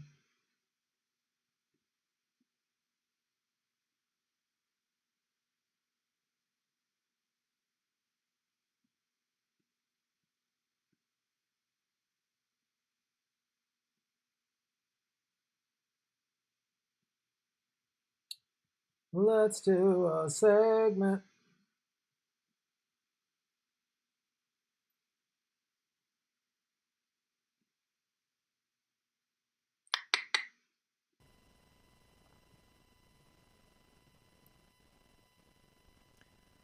Hello, everybody. My name is Graham Elwood, and you are watching The Political Vigilante. Thank you for watching the show. Great way to support the show is go to patreon.com/Graham Elwood, where you can do what Charlene Bronsale did. Charlene Bronsale Long did. She's been a longtime supporter of the show, and she told me that she watches these makeup tutorials from this very popular YouTube channel. This woman has like 1 million or so subscribers, who started talking about the sound conspiracy, the explosions we've been hearing literally since the week of the first George Floyd protest, after he was murdered on Memorial Day by the Minnesota Police Department. We heard fireworks all through June, all through even. Usually you hear fireworks a couple of days before the 4th of July. And I've heard other people talk about this online. So I wanted to show you, this woman did like an hour-long video giving like makeup tips, but the title of the video is about this. And I wanted to show it because this woman is, it's called Glam and Gore is her channel. The sound conspiracy theory that might be real and happening right now. So we're just going to watch a little bit of it. So she does all this makeup stuff, but then she's talking about, and it's interesting. Goal is truly to like get the most clear picture of what's actually going on possible, and I think the more we can actually have a discussion about it, the better. So I highly recommend that this is not the only video you end up watching about this, or the only source and place that you hear about it. Speaking of sources, there will also be links in the description on ways that you can help with the Black Lives Matter protests and movement, how you can get involved, where you can donate, petitions you can sign, and I highly encourage that even if you cannot donate any money, sign every petition you possibly can. It all does help. There's a lot to learn here, and no matter how you're affected by this, one of the most important things you can do is educate yourself as thoroughly as possible and then get as involved as possible. So there will be some links below to help you do that. If you have no clue what's going on and you have no clue what I'm talking about, don't start here. Start somewhere else. There's a lot of really wonderful Black creators that are making videos trying to explain what's going on, how you can help, how to talk about these things. Read news media, read firsthand eyewitness accounts, because the news media is often biased or not a complete picture. Keep in mind also that firsthand accounts are not the best source of information on their own. You basically want to buffer your opinion with all different sides, sources, types of media, and try to piece it together from there. Listen to people who are doing more research than you. Listen to people who are trying to be fair, balanced. I know that's really hard to do nowadays on the internet because there's so much money in corporate media, and if you follow me on Twitter, you already know I have a lot of opinions about this. We won't get into all of it here. I just want to talk about scary, creepy sounds. I know that's why you clicked this video. You came for the creepy, you're gonna stay for the education. Come for the creepy, stay for the this probably. It's gonna be impossible for me to do makeup and talk at the same time because I can't do both. Yeah, it's gonna be wild. Let me tell you about this here sound. This all began when I started heavily researching anything that I could relating to Black Lives Matter protests, how cops were treating the protesters, how the media was reporting on the protests, etc. And I was following Twitter like a hawk and what was trending, and I came across hashtag Philly explosions. Now, if you already follow me on Instagram, you might have seen a lot of the beginning of this story. You can just zip forward if you want. And that caught my attention because I'm a Philly native. I was really nervous and curious to see how the cops were going to react to protesters in Philadelphia. I have not had good experiences with Philadelphia cops and the surrounding areas myself, and that is with all of my privilege going into it, so I can only imagine how scary it must be to deal with some Philly cops when you don't have that as a buffer. I want to say this was like 2 days into the protests. It was really early. It was the very first week, that's for sure. And there were all these people under this hashtag that were saying, is anyone else hearing these crazy explosion sounds in Philly? They're constant, they're super loud, and this is going to be important for the rest of the video. They weren't seeing fireworks and they were not hearing sirens following these explosions. So it seemed like no one was coming to figure out what the heck just happened. There's so much to get through, so forgive me if the presentation is a little sloppy. But this is a big conversation about sounds, and there are many sounds to discuss. Okay, the news media and the Philadelphia police addressed this by saying that the explosions that everyone was hearing were ATMs being blown up. First of all, Philadelphians reported hearing multiple explosions throughout the night. Not only Philadelphians, but some people reported hearing them as far away as New Jersey, which we all know I have my opinions about Jersey, but we'll ignore them for this video. This eyebrow is something. They're kind of aggressive today, but you know, so am I. 6 ABC in Philadelphia said in a tweet after this first night that people really started talking about them. Philadelphia police said thieves targeted ATMs across the city overnight. In several instances, officials said the thieves typically rushed into a mini mart or corner store, set off an explosive device, and then made off with the cash from the machine. So I had read that there were about 12 that had been broken into, but not all 12 of those were blown up. And the thing with that is that a lot of Philadelphians were not buying that because they heard far more than 12 explosions, which again, they didn't even blow up all 12 ATMs. This is what they sounded like.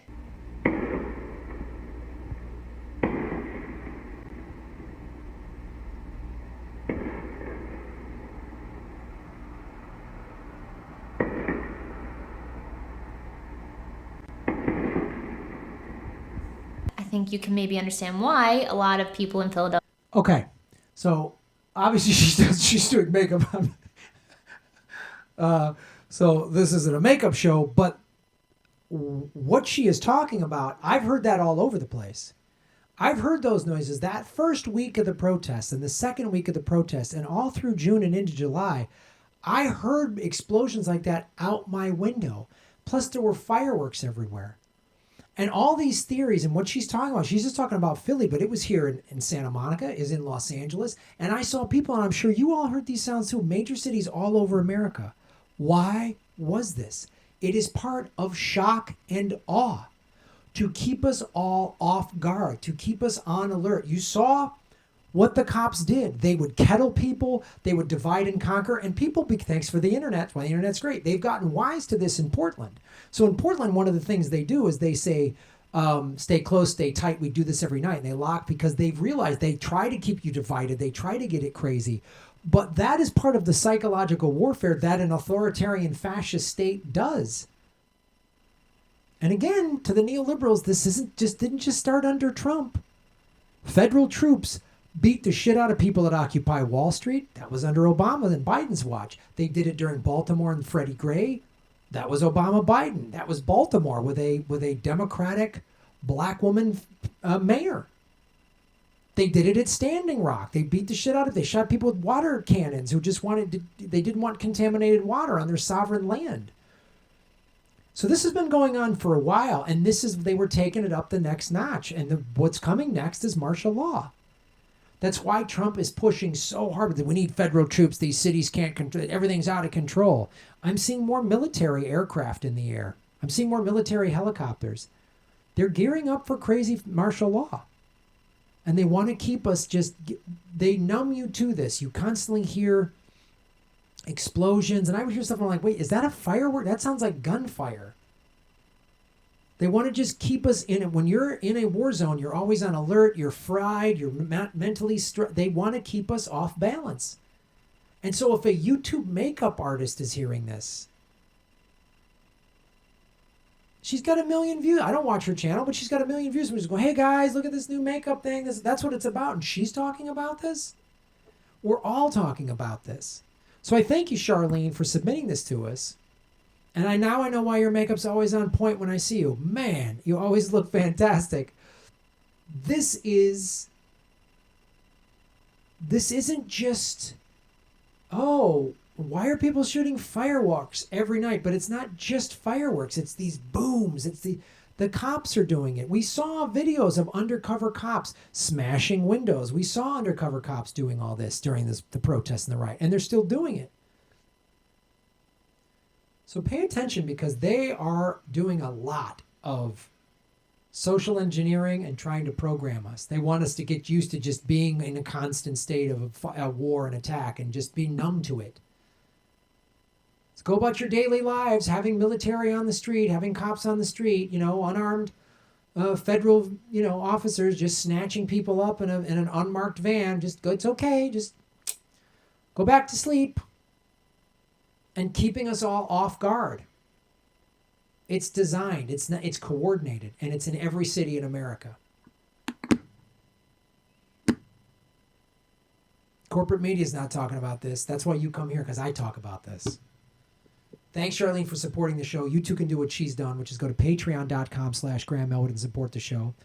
You can go to rockfin.com/Graham Elwood. I have a Bitcoin wallet. The number's in the show notes. You go to grahamelwood.com. You can buy products. I've got a bunch of stuff on sale. I got the tea. I've got a PayPal button. I've got a P.O. box. A lot of great ways to support the show, because I don't have the big companies supporting me. Right? Boeing and them, they don't support the show. Nike, they don't support the show. You support the show. Thanks for watching. Shave your knuckles for justice.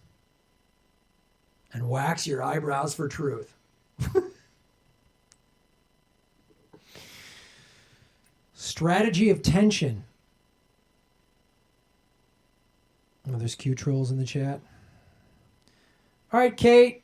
Looks like there's some Q trolls in the chat. Thanks for joining. They want to turn more regions into Gaza, like here in the U.S. Absolutely.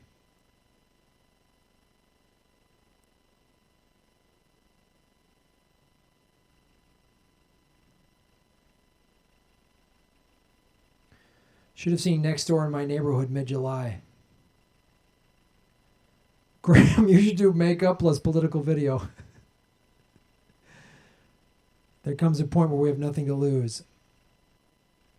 I heard it in Maryland. I thought it was construction explosion.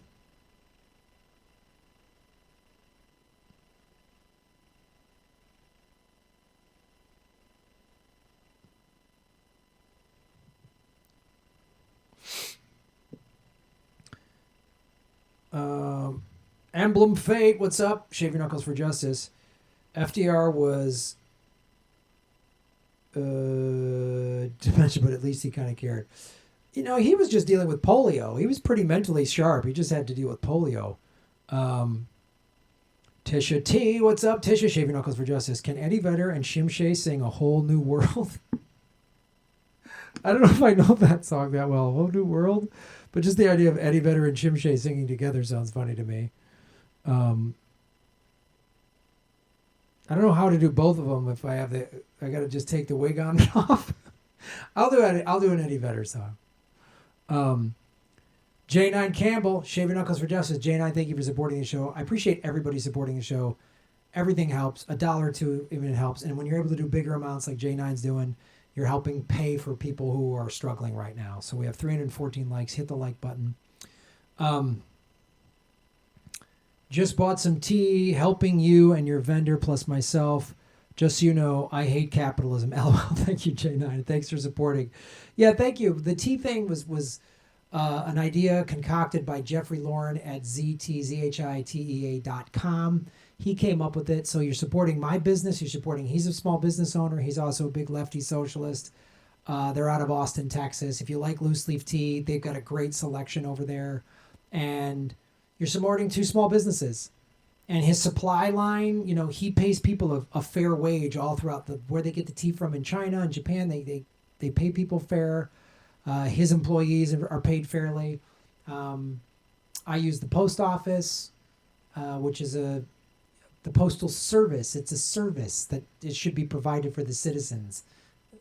It doesn't make a profit. It's a service. Like street cleaning doesn't make a profit. These libraries don't turn a profit. What? They're not supposed to. Public schools should turn a... No, they're services for the citizenry.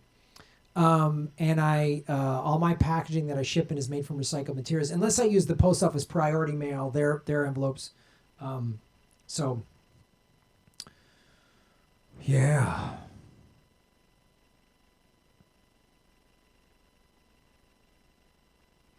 Amazing how Portland became peaceful the day after the feds left. Isn't that weird? Isn't that weird?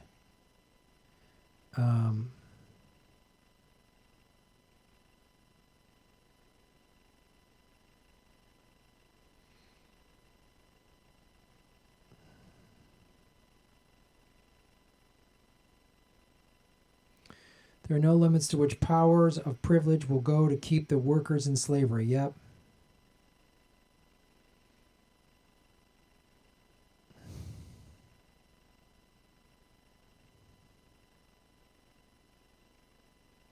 If there is Snork Y2K, what's up, Mitch? If there is tea left when I get paid, I need to get some for my daughter. She needs it for her new med. Okay. Thanks, Mitch.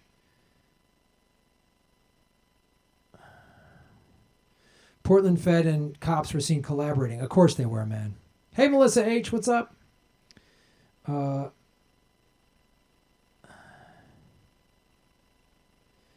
you seen the Axios interview of Trump yesterday? The British dude put him in the toilet over and over. His worst yet. I have not. I heard about it. I want to see it. Did you see the Obama and Michelle talking crap about the young not knowing of what government do for them? Yeah, they're the worst. Oh, the young people don't. The young people? You mean the millennials and Gen Z who were abandoned by you? You laughed at them. You didn't care. You just took their vote for granted. And now they're the ones in the streets protesting and you're going to mock them? Oh, okay. Where is this? In your $14 million mansion? Where are you mocking the kids from?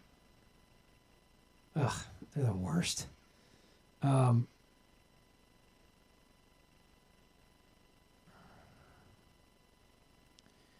Brian Scott, what's up, Brian? Shave your knuckles for justice. Shave your knuckles. Thank you.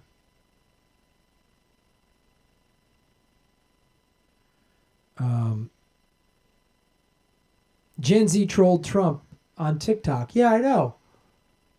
It was Gen Z that shut down that made the thing in Tulsa was empty. Like, that was great. All right, folks, let's find a song. I've been talking. My voice is a little raspy. We like the new mic, though. This arm setup, I think we're going to keep it. We're going to try and keep it. I don't know how I'm going to sing without it.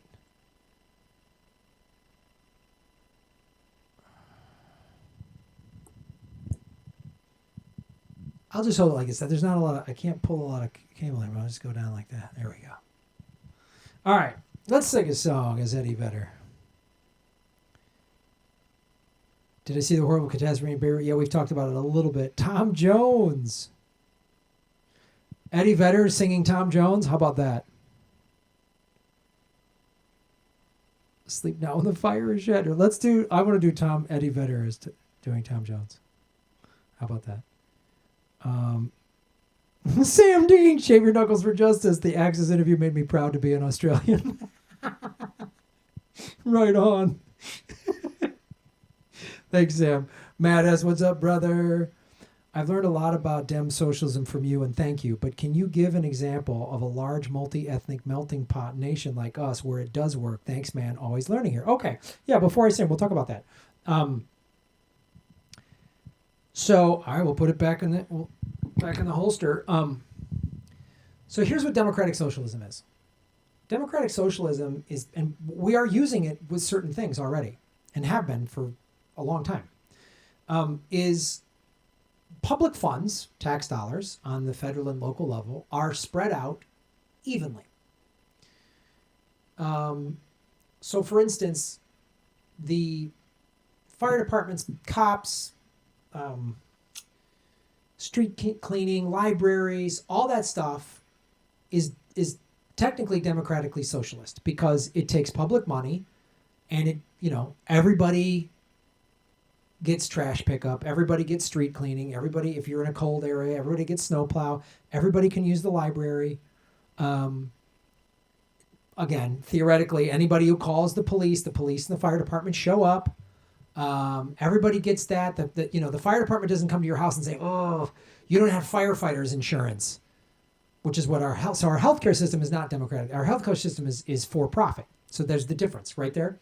So imagine if the fire department acted the way our healthcare did, and showed up and your house is on fire and you got your family out of there and you're on the street and you're like, oh God, but we got all these valuables in there, and the fire department said, do you have firefighting insurance? Oh, we can't put this fire out, and that your house burned to the ground. But our daughter's in there. Yeah, but we don't. Sorry. Or let's say they come in and they put the fire out and they save your family and they go, oh, here's a bill for $25,000. That's how our healthcare system works. If we ran a democratically socialist healthcare, it would run the same way our fire department does. Right? The same way our libraries and our parks are run. So that's what we're talking about. K through 12, we have public schools. Public money pays for those schools. You have the option of sending your kids to private school if you want to pay for that. And again, it's technically democratically socialist with the public schools, but in cities like Los Angeles, certain school districts, we've known this is one of the things we're talking about in terms of systemic racism with regards to the Black Lives Matter movement. It's become very obvious. They've done studies. Schools in predominantly black neighborhoods get less public money. That's not democratic. That's a form of systemic racism. So again, if that was democratically socialist, the wealthy neighborhoods, the poor, the working class neighborhoods would all have the same schools with the same quality of teachers and supplies and books and, computer labs and sports things and libraries. They would all have that equally. That's democratic socialism. So we should have that on our K through 12 schools. And then if we gave everybody free public colleges and universities, that's again, everybody gets to go. Right now, you can't go to college unless you have the money. If you don't have the money, you have to take out massive student loans. That's not democratic. The wealthy have an advantage. The wealthy can pay to have their kids educated better, send their kids to better school. That's not democratic. And we can go on down the line with this. This is why I talk about Medicare for all, free college tuition. And when we talk about like defunding the police, again, we all get to use we all can call 911, but it's not really democratic the way the funds are given to the police departments. And then we don't have money for like homeless. And again, like I talked about the schools. I've said this before, we have a huge homeless problem in Los Angeles. But the cops, the LAPD, gets 54% of the total operating budget of the city of Los Angeles. They get $3.1 billion. That's not democratic. Yes, defund the police. People go, oh, you just want to get rid of the cops and give everybody squirt guns and flowers or whatever. No, defund the police means that we don't have armed officers dealing with homeless people. We spend money and we take some of that. And let's use this example. I've done this before. The $3.1 billion that LA gives to LAPD. We cut that money in half. Let's just go round numbers. So we take $1.5 billion, and that is taken away from the LAPD. So they don't have all this money for riot gear and tear gas and rubber bullets. And that $1.5 million goes to do, let's say, the Housing First program that we talked about. It's been done in Finland and now Utah, where they give homeless people housing, not a cot in a shelter, an apartment, a studio or one-bedroom apartment, and getting them off the streets and getting them cleaned and taken care of and medical care. Then they're able to get job training. And in Finland, they found that had a horrible homeless problem. 4 out of 5 homeless people were put back into society. Working, tax-paying members of society. 80% success rate. That's huge. That's, again, a democratically socialist way of using public money. Rather than giving it all to the police department, we spread it out. We deal with the homeless. So the police don't have to deal with homeless. Police don't have to deal with, neighbors arguing over a fence. Police don't have to deal with traffic. We have traffic officers who aren't armed. They pull you over. They give you a citation. Go to traffic school because traffic laws are for all of our safety. You ran that red light. You were speeding. It's not safe for you. It's not safe for anybody else. And it's more educational. And yes, and then the 1.5 billion that the police department still gets, even that is reallocated in different ways. better training, de-escalation tactics. The cops don't carry a gun on their hip. They have one in the car. So if there is an armed robbery, if there is a shootout or a hostage situation, they can respond to that. We have SWAT teams that can respond to serious crimes like that. We have investigators investigating, online sex trafficking, organized crime, right? But so that's a more democratically socialist distribution of public money, rather than the military-industrial complex and Wall Street getting all of this money. So the military-industrial complex gets all this money, and then we don't have money on a federal level. And again, some of that federal money could be given to schools, could be given to local governments, could be given to the states. We need a better infrastructure. We need to upgrade our whole electrical grid. That would be a democratically socialist use of those funds. Instead, the military-industrial complex gets all of it. That's why we outspend the next 10 countries combined. 10 countries combined. We could cut our military budget in half and still outspend the next 3 countries. We'd still be fine. So that would be a more democratically socialist distribution of that money. Look at the CARES Act. That was not democratic at all. $4.5 trillion. We gave $6 trillion in bailout money, $4 trillion of it. So 2/3 of the money went to Wall Street? No. That's a democratically socialist stimulus plan for this pandemic would have been everybody gets $3,000 a month UBI. We're suspending payments for rent and mortgages. Everybody gets free health care. That would have been a democratically socialist stimulus plan. Stay home, wear a mask. We're going to give you money to pay your bills. We're going to freeze your rents and mortgages. We're just freezing them. It's all good. The banks are going to have to just deal with it. Instead, they didn't. So that, I hope, helps clear up, in a very sort of broad stroke sense, what democratically socialist funding, how we already use it in certain areas in America, and what it would look like if we did it across the board. Still free market economy. You can still compete. Socialism, actual socialism, means workers own the means of production. So a worker-owned business and another worker-owned business can compete for your business, consumer's business, just like we do in free market capitalism. But it's more fair. It's more even. We don't have homeless. We don't have people crushed. We don't have people dying because they don't have health care. We don't have people living in tent cities. We don't have people living in their cars despite having a full-time job. That's what democratic socialist is. Thanks for watching the show. Shave your knuckles for justice. I hope that helped, Matt. I did a job like that in the UK where police uniform had some powers of a constable but zero belt kit. Didn't work because people saw you as less than and didn't take them seriously. But that's something can happen over time. And writing and the tickets and the fines, those carry weight. So if they don't take you seriously because you don't have a belt kit, well, here's this fine. You're getting it no matter what.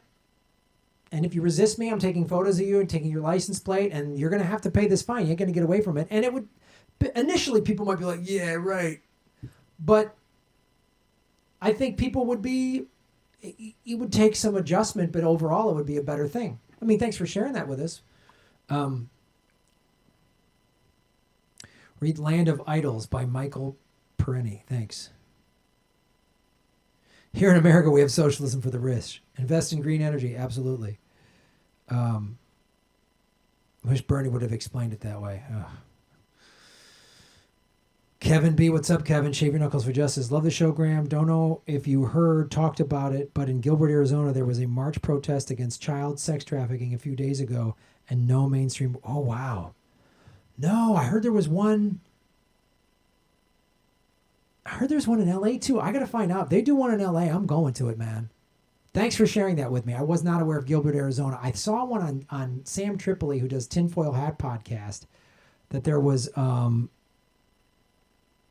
that there was some kind of anti-sex trafficking thing protest, which I'm all about that. I'm all about that.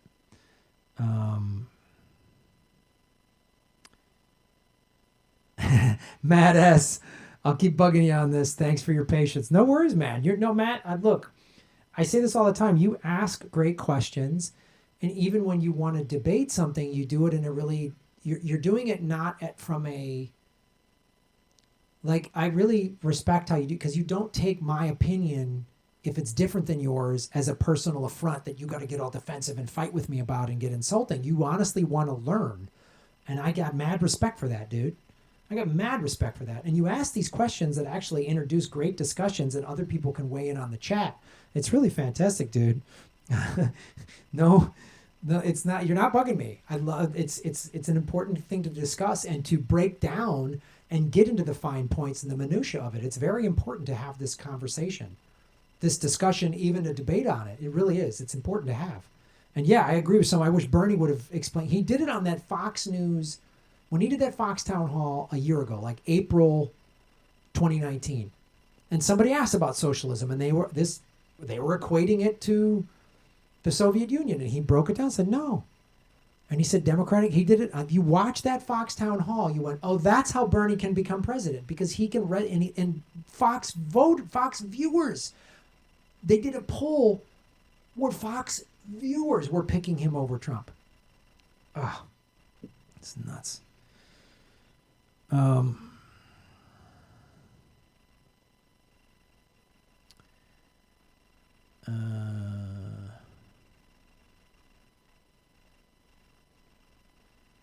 Shave your butt hair for justice. You got it.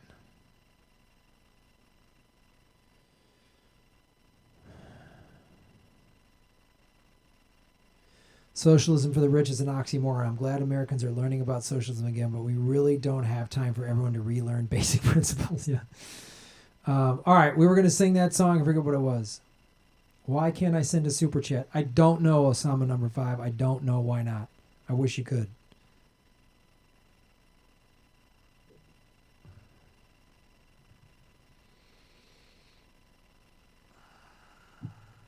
I forget what song we were going to sing.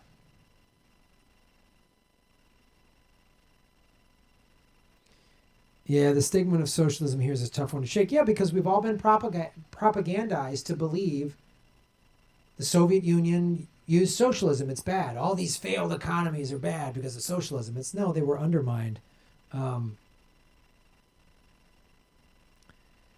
Eddie Vedder. I don't know A Whole New World, Tisha. I don't know what that song is. I know it was going to be Eddie Vedder. I don't know A Whole New World. I'm going to get more into the UFO Pentagon stuff. I don't know that much about it, but somebody sent me a bunch of stuff. I'll get into that. Yeah, if you press the dollar symbol on the right of the chat box, that's how you can do it.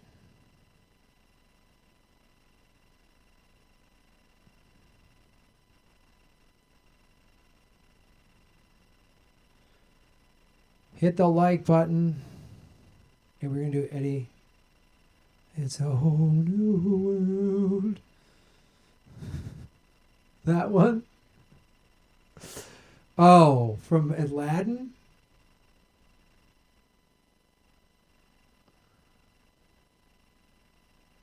All the World is from a Disney movie. I don't know. Oh. All right. You want me to sing that as Shatner? All right. I'll sing that as Shatner. We'll do Eddie Vedder as another time. Okay, all right. We'll do A Whole New World. Whole new world. Light and right? It'll have something like that. Isn't that like Disney? A Whole New World karaoke duet.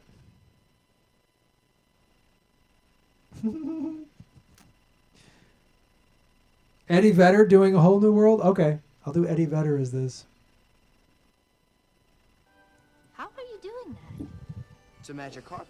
It's lovely. You don't want to go for a ride, do you? We could get out of the palace, see the world. Is it safe? Sure, do you trust me? What? Do you trust me? Yes.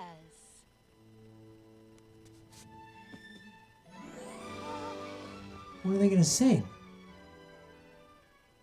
I didn't quite get what you were initially, but now I see. Good grammar and spelling are important. Want to write essays that inspire. Messages that forge brighter It connections. won't let me stop. Thank you, Tisha, for suggesting that and doing it as Eddie Vedder. That was fantastic.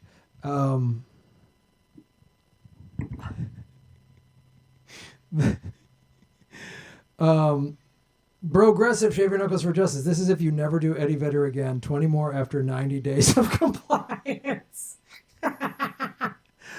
Sorry, Progressive. I will be doing more Eddie Vedder.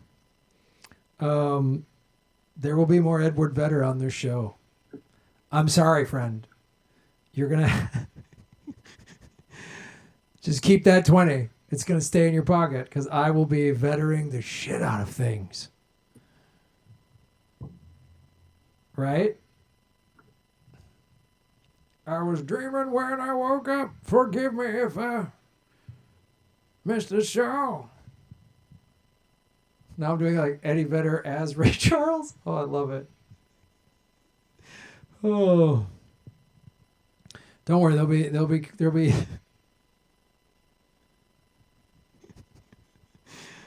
Oh, but sorry to send some money, but every time I click on buy and send, it goes blank. Any suggestion? I don't know. Treetop Flyer.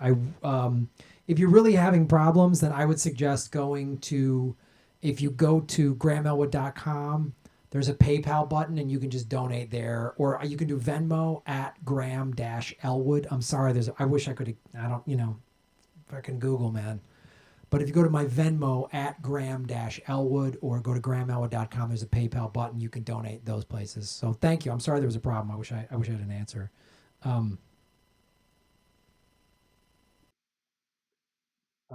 Kate, we'd love to see a duet of Granny Petrol and you doing Islands of the Stream by Dolly Parton.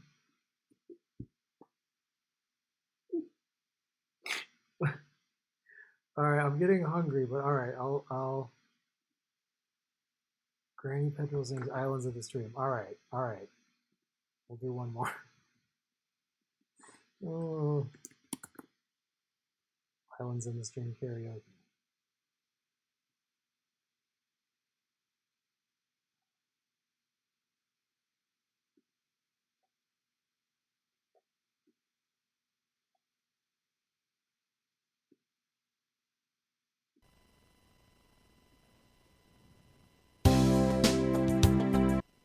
All right, hold on. Let me get Granny. All right, then I gotta go. Hold on.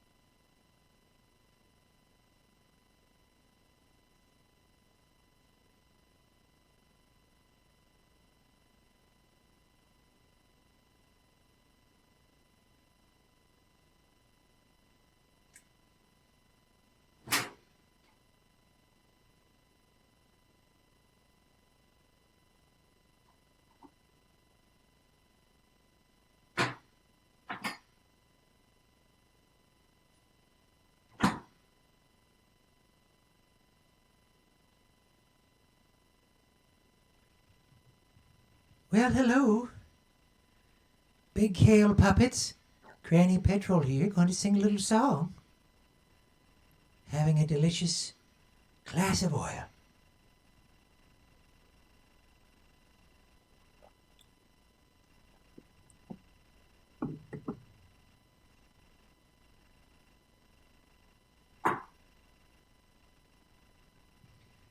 I don't normally sing, but it seems appropriate now. I don't know. All right.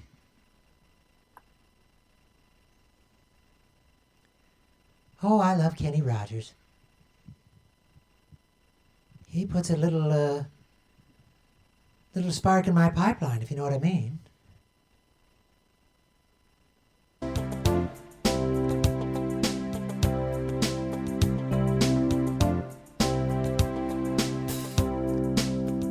Well, this is Kenny singing, Baby, When I Met You. There was peace unknown. Oh, Kenny, I know your peace. But here's what I want to say to you, Kenny.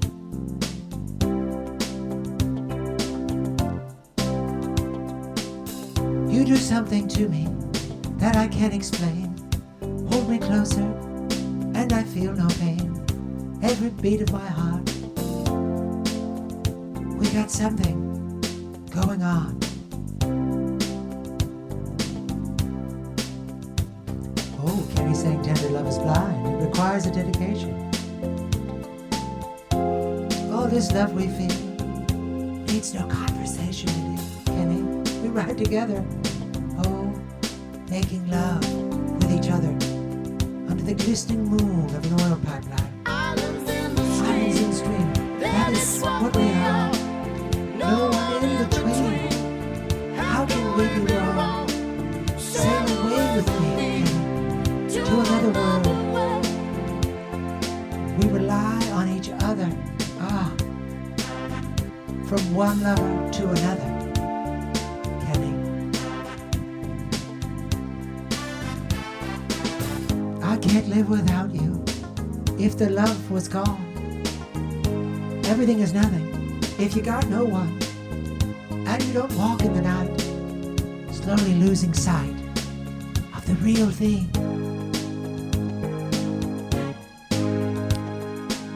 But that won't happen to us, and we got no doubt. Too deep in love, and we got no way out. And the message is clear. This could be the year for the real thing. No more will you cry, baby, I will hurt you never. Not like Greta did, she shut down pipelines. Mean little Sphinx. In love forever, we can ride it together, making love with each other. Islands in the stream, this is what we are. No one in between. How can we be wrong? Sail away with me to another world, and we can rely on each other. From one lover to another. Not sailing away in some hippie boat being mad at oil companies. Oh, sail away. Ooh, ooh, ooh. Come sail away with me, Kenny. Islands in the stream, that is what we are. No one in between. How can we be wrong?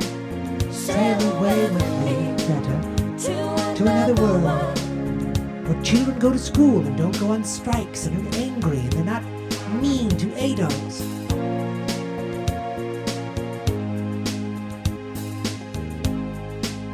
Islands in the stream, that is what we are. No one in between, like an oil pipeline, flowing to your car and mine, making the world more profitable and better, not being lied to by Big Kale again.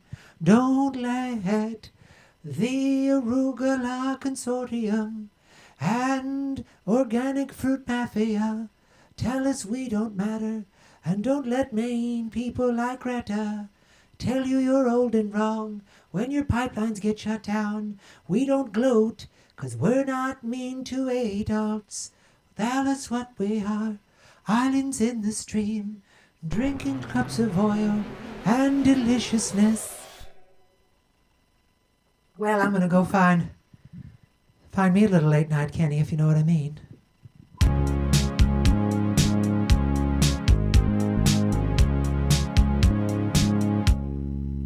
New Year's day to celebrate. 'Cause Greta shut down pipelines and shoved it in my face. She's angry at me. She doesn't like to drink oil. She's a spiteful little badger panting on my face. No April rain,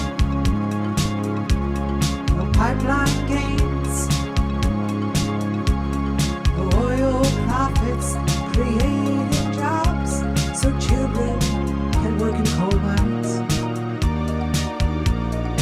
Nobody drives a car 'cause the kale outlawed them, living in a socialist nightmare where we all have to fight for bread.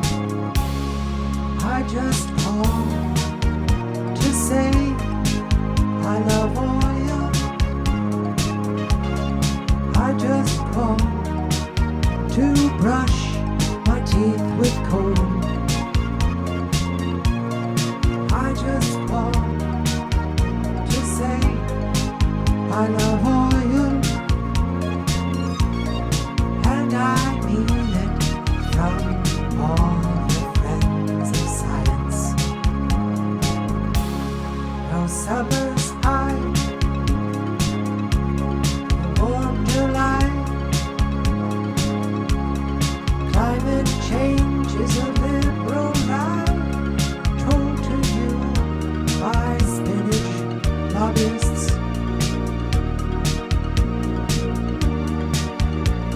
No falling leaves, 'cause Greta set them on fire so she could sail in a boat full of godless hippies. I will leave the sun, no smiling potatoes. Socialist Marxists said your automobiles and cows were all illegal. Hooray for Stalin. You can't drink oil in this socialist nightmare because Greta shut down the pipelines. Nobody's gonna work. I just call to say I love oil.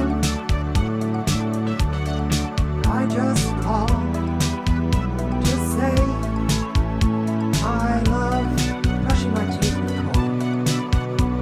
I just call to say I love playing in coal mines, even if Big Kale doesn't want children to have fun.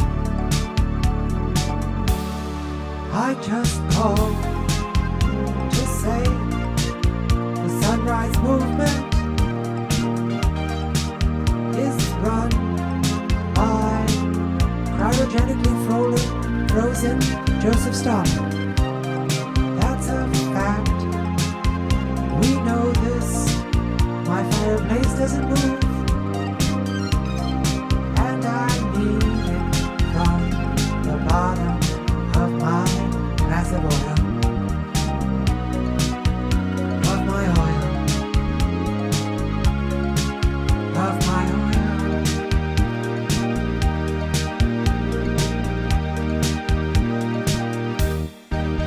No more fun thanks to Greta.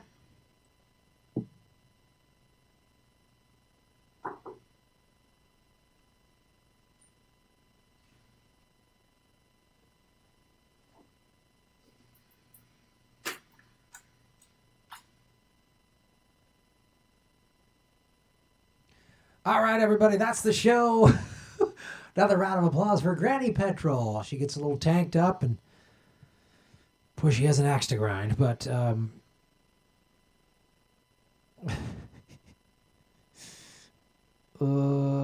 Flynn, thank you so much for supporting the show. We appreciate it. Let's make sure I get all the super chats.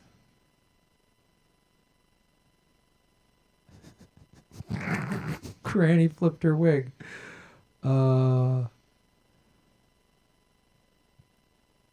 Kate, Shaving Knuckles for Justice, LOLOL. Thank you, Kate, for supporting the show. I really appreciate it. Thanks for being the moderator. Show Kate some love in the chat, everybody. 371 likes. Proudfoots, thank you for all you do. Thank you, Proudfoots. I appreciate it. Brogressive. Mic drop. Right on, right on, right on. Hope I didn't miss any of the chats. Yeah, we got Alan Flynn. Oh, yeah, we got Progressive. We got everybody. All right, thanks, everybody. This is super fun. Lighter emoji, right on. Have a great night. I will be going live again tomorrow. Might have the Bitcoin guy. I'm not sure. Maybe Ron Placone, get him back on the show because I think Ron's done with his sweet vacation. Thank you for supporting the show. Glad you liked the interview. You got it, Emberg. Glad you liked the interview. Go to draftjesse.com. Get involved, folks. Looks like I'm involved, so you are too. Shave your knuckles for justice. You're making Gotham great.